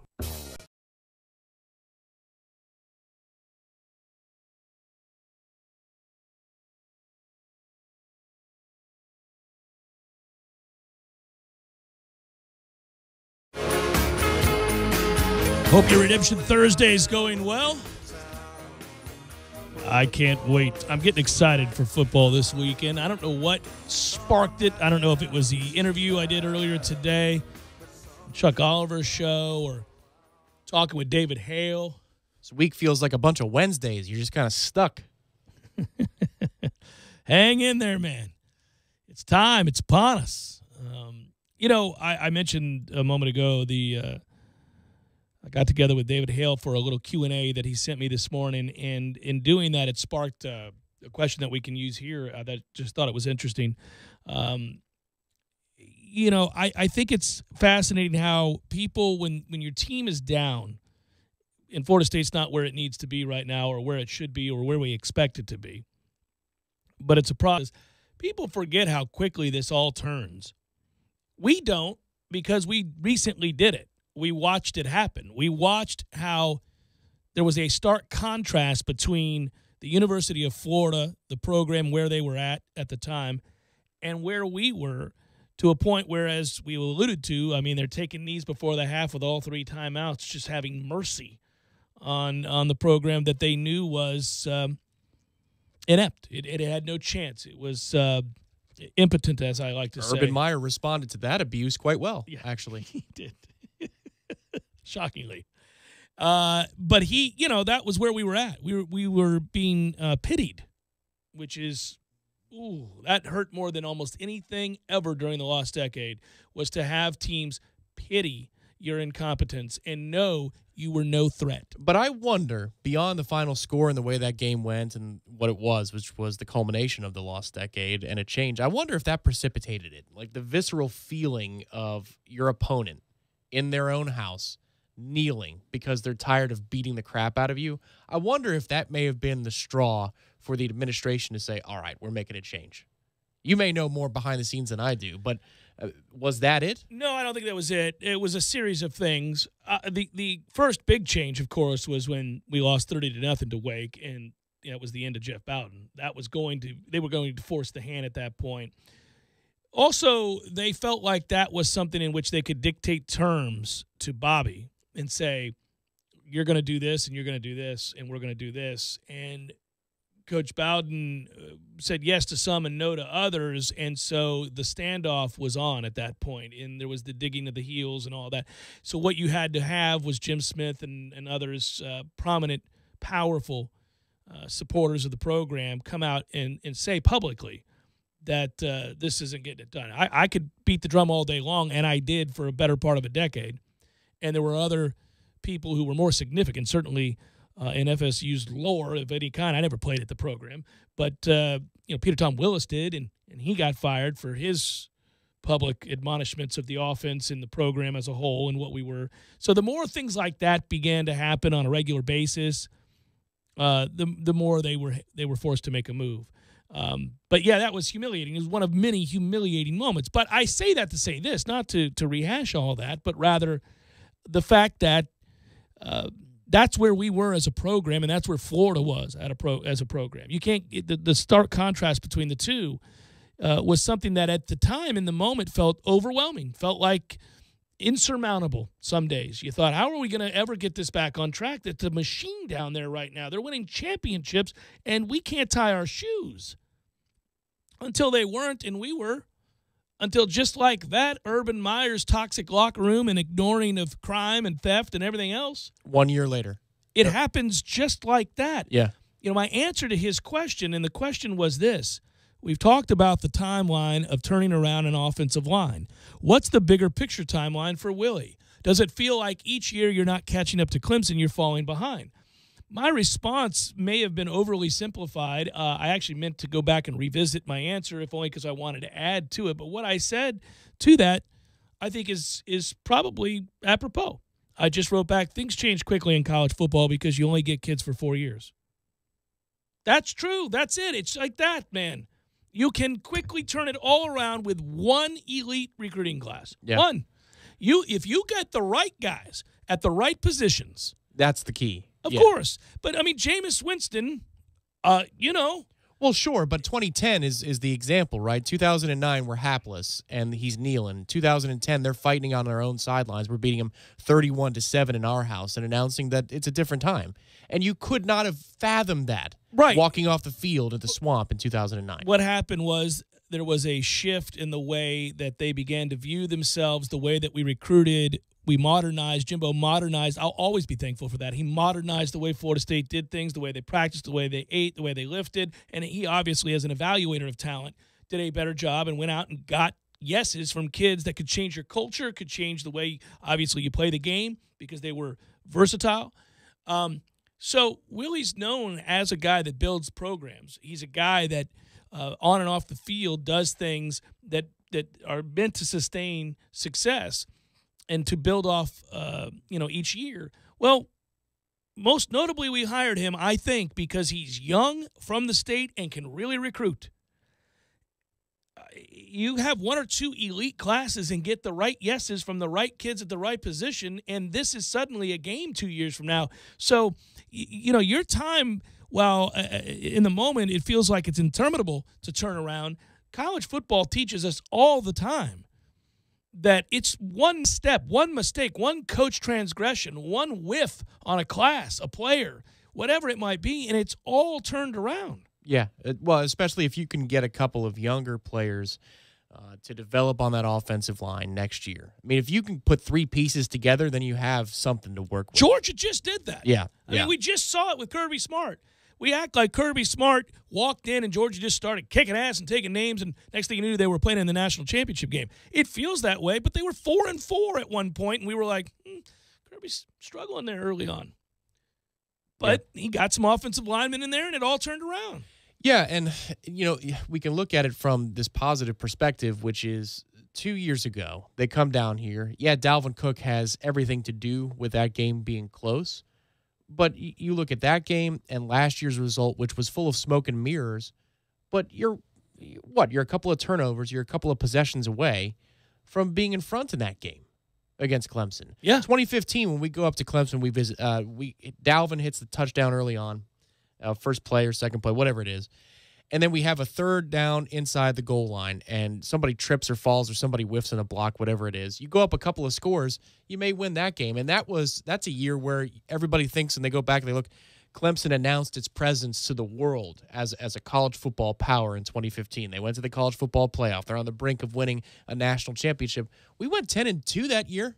We could have been a paper tiger that actually makes the college football playoff, but our losses were to Georgia Tech, right? One ACC win and the road loss up at Clemson. But that game is actually kind of razor thin margin-wise. They pull away late, second half. We wear down because we don't have anybody but Sean McGuire and Everett Golson. Our situation at quarterback was dire. Obviously, you got to get a situation to flip it quickly. You got to get linemen. We already know that. So let's start with that. But if you get offensive linemen, you're fine at a lot of skill positions. You're not good enough at linebacker. But my point is, they have Deshaun Watson, generational talent, right? And we've got McGuire, and we've got DeAndre. Game, right? And he made the inexplicable play at the end of the half and all that other stuff. In 15 and 16, and you got yourself two really close games. It's not that far off. If the offensive line is average, then we're in for a dogfight this weekend. But for that to happen actually on the field on Saturday, they got to play so far above their heads because they're not week-to-week average. They're well below average. Yeah, but I think that the mistake there, you're not wrong, in my opinion, about what could have happened in those games. But I think that equating that one game and our relative closeness in score to being on the same plane as Clemson at the time is wrong. I think as a program, Clemson was moving swiftly past us. They just have their demons against us, and they play close to the vest nervous. But we weren't – our consistency and toughness and ability to play to the talent level we recruited was lacking. No, I think 15 would be – I would disagree on 15. I think we had a championship-level defense that year, but offense was lacking. That was a year we all expected to lose 3 games, and we only lost 2. Yeah. It just happened in a They different played way. well on defense. I don't think they were elite, but they played well. We run into big-time trouble in 16, and then with the true freshman, nothing to do. Right. I got you. Yeah. But one big win can change the conversation. I'm not talking about that week to week we're as good as Clemson. But if you think about it, if the offensive line is 60th in the country, ratings-wise, this year, we should have a chance this week to play for the Atlantic Division, right? The lead in the Atlantic Division. Yeah, because the results of the previous games would have been different. Sure, okay, I got you. Yeah, if you have and then you get the perception thing rolling, yeah. and then Willie gets to actually recruit with a big win. It's just all of that can change your fortunes and the path you walk down forever if you get a couple of things to bounce your way. But I agree with you. Program-wise, no, we're not close to where they are. We're still building. Yeah, we're still building, but I just think that where we agree is the turnaround it's not nearly – the chasm between the programs may in the moment feel like it's just a gaping wound. How are we going to close this thing? I just don't see it. But just remind yourself of how it happened not all that long ago under Jimbo Fisher at Florida State with Florida ruling the roost in college football right down the road. And just like that, boom, flipped on its ear Urban's faking a heart attack, and a few years later, Florida State's national champions.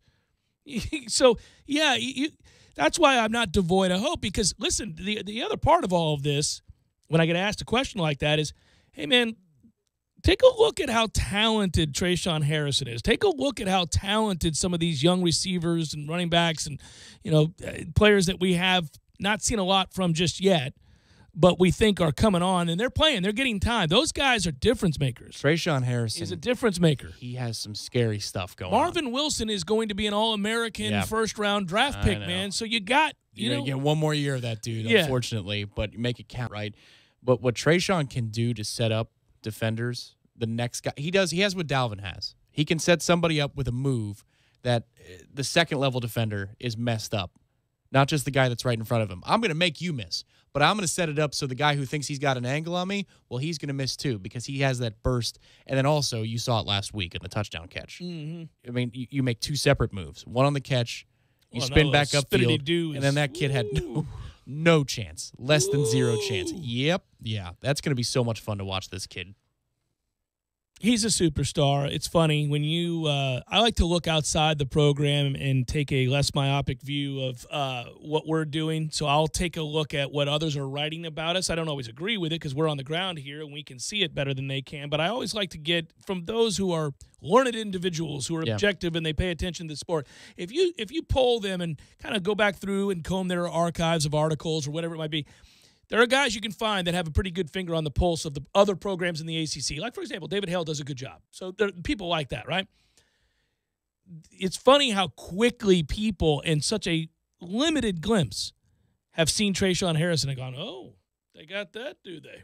Okay, that's going to be a problem. Yes. Like if they're hometown writers for Clemson or NC State or whomever, before our game, they'll point that out to their readers, to their fans, they got a guy.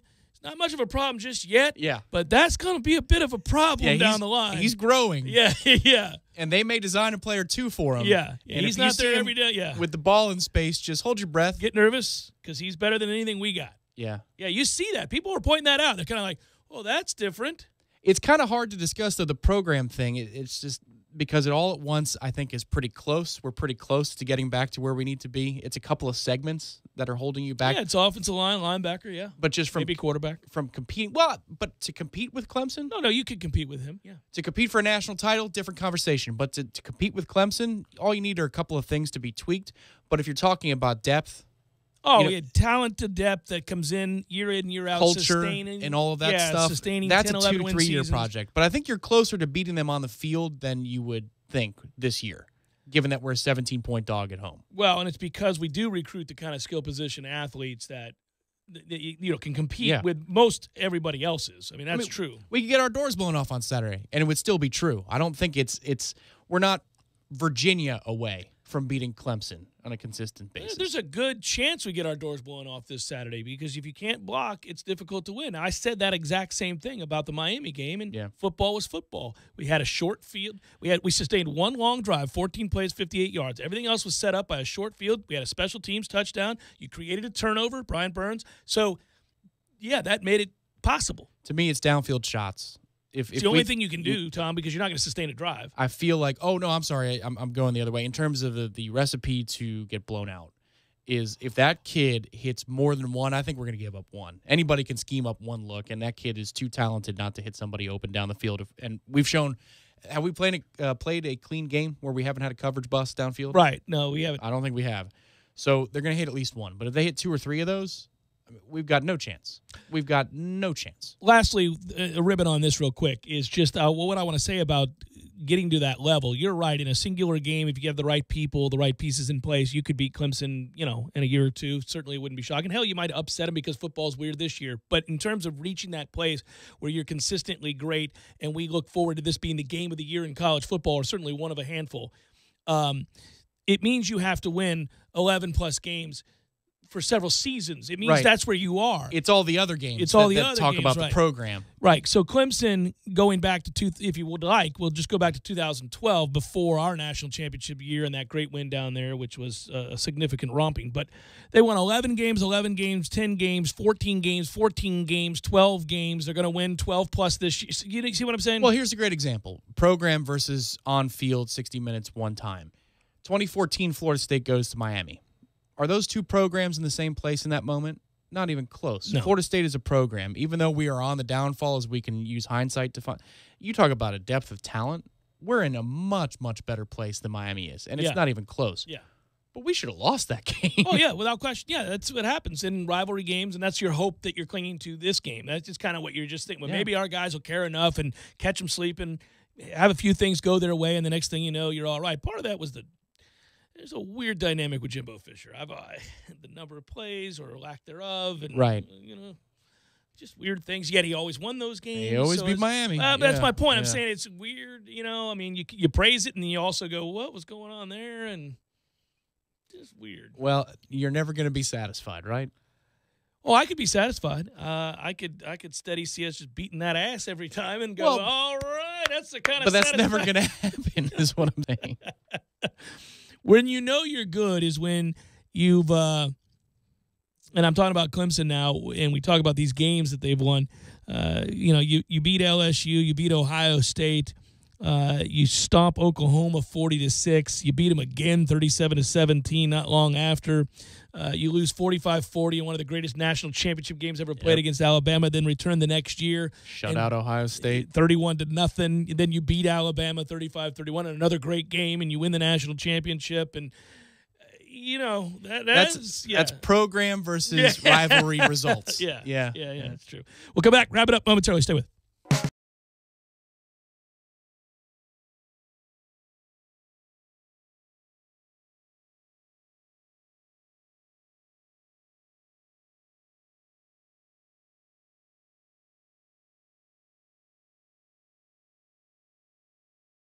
This Day in Sports brought to you by Superlube. Superlube, 19 Tallahassee area locations. Quick, convenient, no appointment necessary. This Day in Sports history. October 25th, 1986. With the Red Sox 1 out away from winning their first World Series since 1918, Mookie Wilson hit a grounder that went through the legs of first baseman Bill Buckner and plated the winning run in the 10th inning for a 6-5 victory at Shea Stadium. The Mets would go on to win Game 7 and continue the curse of the Bambino.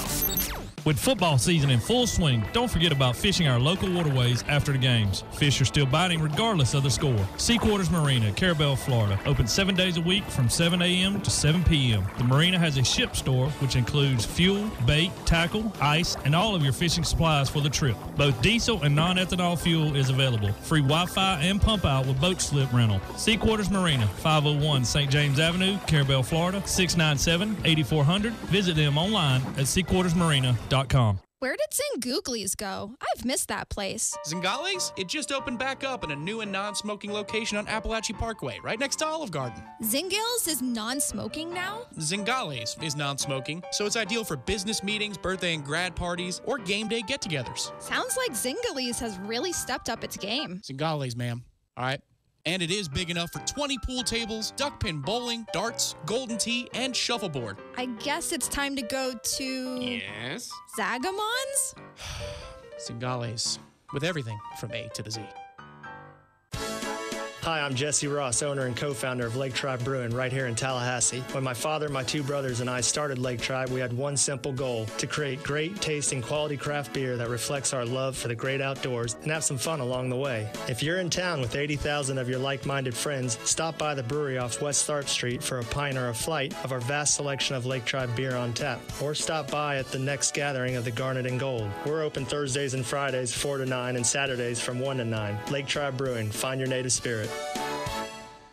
Fall is here. You know what that means, right? Yeah, colder weather and yard work, like raking leaves. But, fall is also the perfect time to get your energy audit from the City of Tallahassee Utilities. That way, you can be sure that your whole home is ready for the cooler weather. I can't afford that. Yes, you can. It is a free service. An energy auditor comes to your house at a time that is convenient for you, examines your structure, checks your energy and water systems, and then recommends changes that could save you energy, water, and money. They do all that for free? Yeah. To help customers even more, the city also offers installation grants and low-interest loans and rebates for Energy Star appliances. Wow, you can really pile on the savings with the City of Tallahassee. I'm going to call City Utilities today at 891-4968 to schedule my free energy audit. Oh, and don't forget to check out talgov.com for more information about all the ways the city can help you save energy, water, and money. Parker Brothers Roofing says don't play games with your roof. Protect your home and your family. The Parker Brothers tell you the truth. We'll fix your roof, 'cause it's what we do. With quality, integrity, and pride. Parker Brothers Roofing, professional every time. Stay safe and dry inside. Hey, this is Wendell Parker of Parker Brothers Roofing. Most startup companies go out of business within their first 3 years. It takes years of experience for a roofing company to be exposed to and learn all the things that can go wrong. Don't gamble your valuable home to an inexperienced roofer. Parker Brothers has been in business in the community since 1995. Give us a call now at 656-8112. Parker Brothers Roofing, professional every time. Stay safe and dry inside. CGC 042221, CCC 049350. Did you know that propane-powered clothes dryers outperform electric models in energy efficiency, drying time, and garment protection? So dry your clothes more efficiently with propane. Propane water heaters give you more hot water at a more affordable price. Compared to electric, energy-efficient propane water heaters can reduce your energy costs significantly. For more information, call AmeriGas Propane here in Tallahassee at 877-1122. ESPN Radio Sports Center. I'm Doug Brown. Game 3 of the World Series is tomorrow at Dodger Stadium. The Red Sox lead the series 2-0 after scoring all 4 of their runs with 2 outs in Game 2. In the 5th inning, with 2 outs and the bases empty, Boston put together the game-winning 3-run rally for manager Alex Cora. I said it a few days ago, and I'll say it again. We live in an era that 210 with 30 home runs and 70 RBIs is acceptable. It's a good season, and we don't believe that. There are certain situations that a strikeout is not just an out. And we put them in play, and they did again tonight, and that's why we won the game. Every pitch of the World Series is on ESPN Radio and the ESPN app. Our Game 3 coverage starts at 7 Eastern on Friday. 37-year-old Rocco Baldelli is the new manager of the Twins. He's now the youngest manager in the Bigs after 4 years as a coach with the Rays. The Packers should have wideouts Randall Cobb and Geronimo Allison available for Sunday's game against the Rams. Both are coming back from hamstring problems. ESPN's Dan Murphy reports Michigan State gets a $10,000 fine from the Big Ten for a pregame altercation with Michigan last Saturday. Both coaches are also reprimanded, Jim Harbaugh and Mark D'Antonio. If you want to watch the $9 million winner-take-all match between Tiger Woods and Phil Mickelson, the pay-per-view will cost you $19.99. Fans will not be allowed on the golf course for that match, which will be held November 23rd, the day after Thanksgiving. Steph Curry now 5th on the all-time NBA three-pointers list. He had 11 threes, scoring 51 points in a win last night against the Wizards. Broadcasting live from the AmeriGas Propane Studios in the capital city of Tallahassee. This is the Jeff Cameron Show, brought to you by Cornerstone Tool and Fastener on 97.9 ESPN Radio.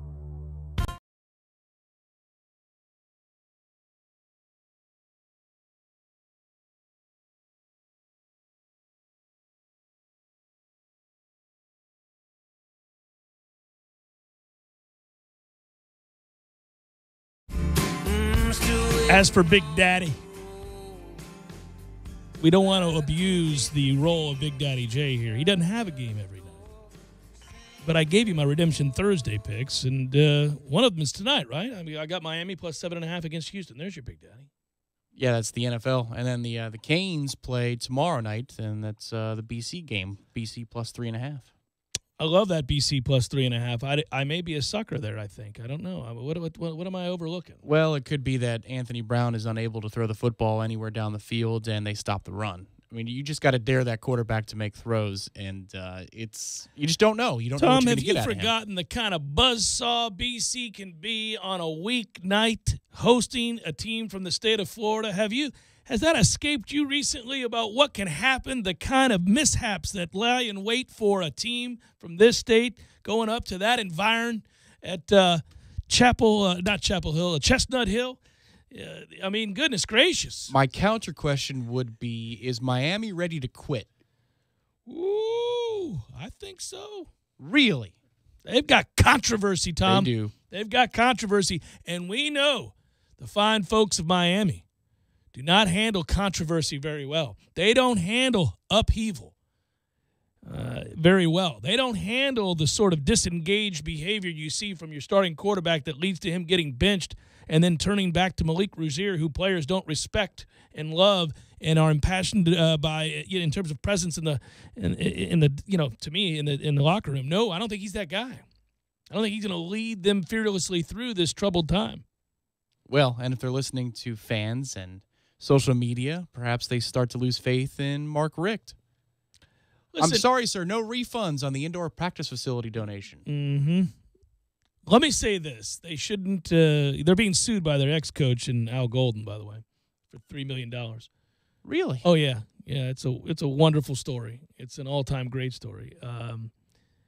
Golden has filed a $3 million lawsuit against the university seeking what he contends is unpaid settlement money. The lawsuit was filed in federal court yesterday, 3 years to the day after Golden's final game at Miami, which, by the way, lest we forget, was a 58-0 loss to Clemson. Mm-hmm. That was in true Miami fashion. They tried to start something on the field pregame and just took an ass beating. Yeah. The unpaid portion of plaintiff's separation pay as of October 2018 is approximately $3 million and continues to grow. Plaintiff seeks judgment for this amount and for any additional sums that accrue and remain unpaid. Golden made about $2.6 million in his final year at Miami, according to tax records. The University of Miami is disappointed to learn that former coach Golden filed suit against the school. The university has fulfilled all of its obligations to Coach Golden in connection with its separation from the university and will defend the claims. I don't understand this lawsuit. How are we not on the same page in regards to $3 million? I mean, that's easily accounted for. I mean, usually hey, man, you owe me $50. No, remember I gave you the $50 back. No, that's not true. Remember I saw you. We were drinking. You don't remember I gave you the $50? No, I don't remember that at all. And then you have a dispute. $3 million, people tend to remember. I would think there's a direct deposit receipt of some kind or some provision in a contract that they agreed to upon termination. Don't you get processed when you get fired? So isn't there a clean expectation of what is coming to you? I don't know.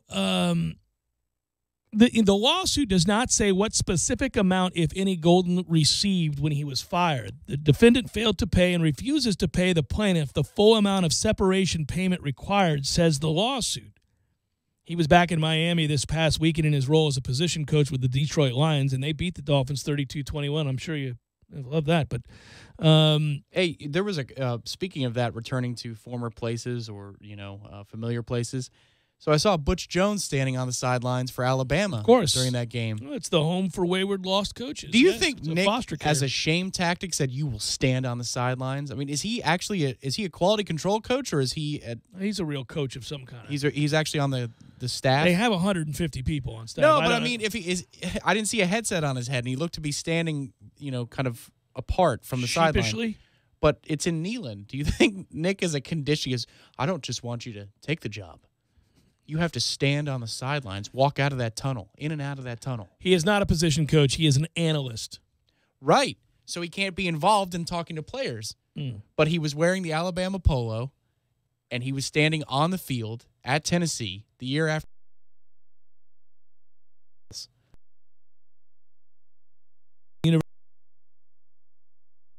Alabama to be a, quote, analyst. for the football team.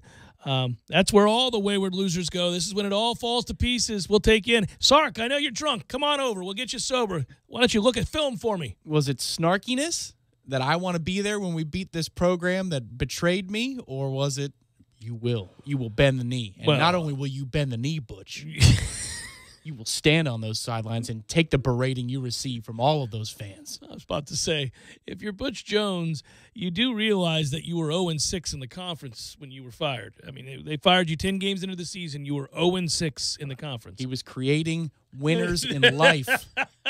I mean, do we have to do this again? Did you just open the door for me to take a look at this Tennessee record over the last several years?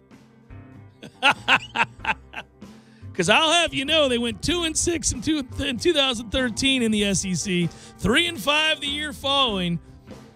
Then they went 5-3. It was a miracle. Never finished above 500 again. And don't make me take it back further. I'll sneak it in. Good work out of you, Tom. Good work, Matthew. The soccer guys. Hey, love the soccer guys. That's up next. Stay tuned for that. Good stuff. Be well, everybody.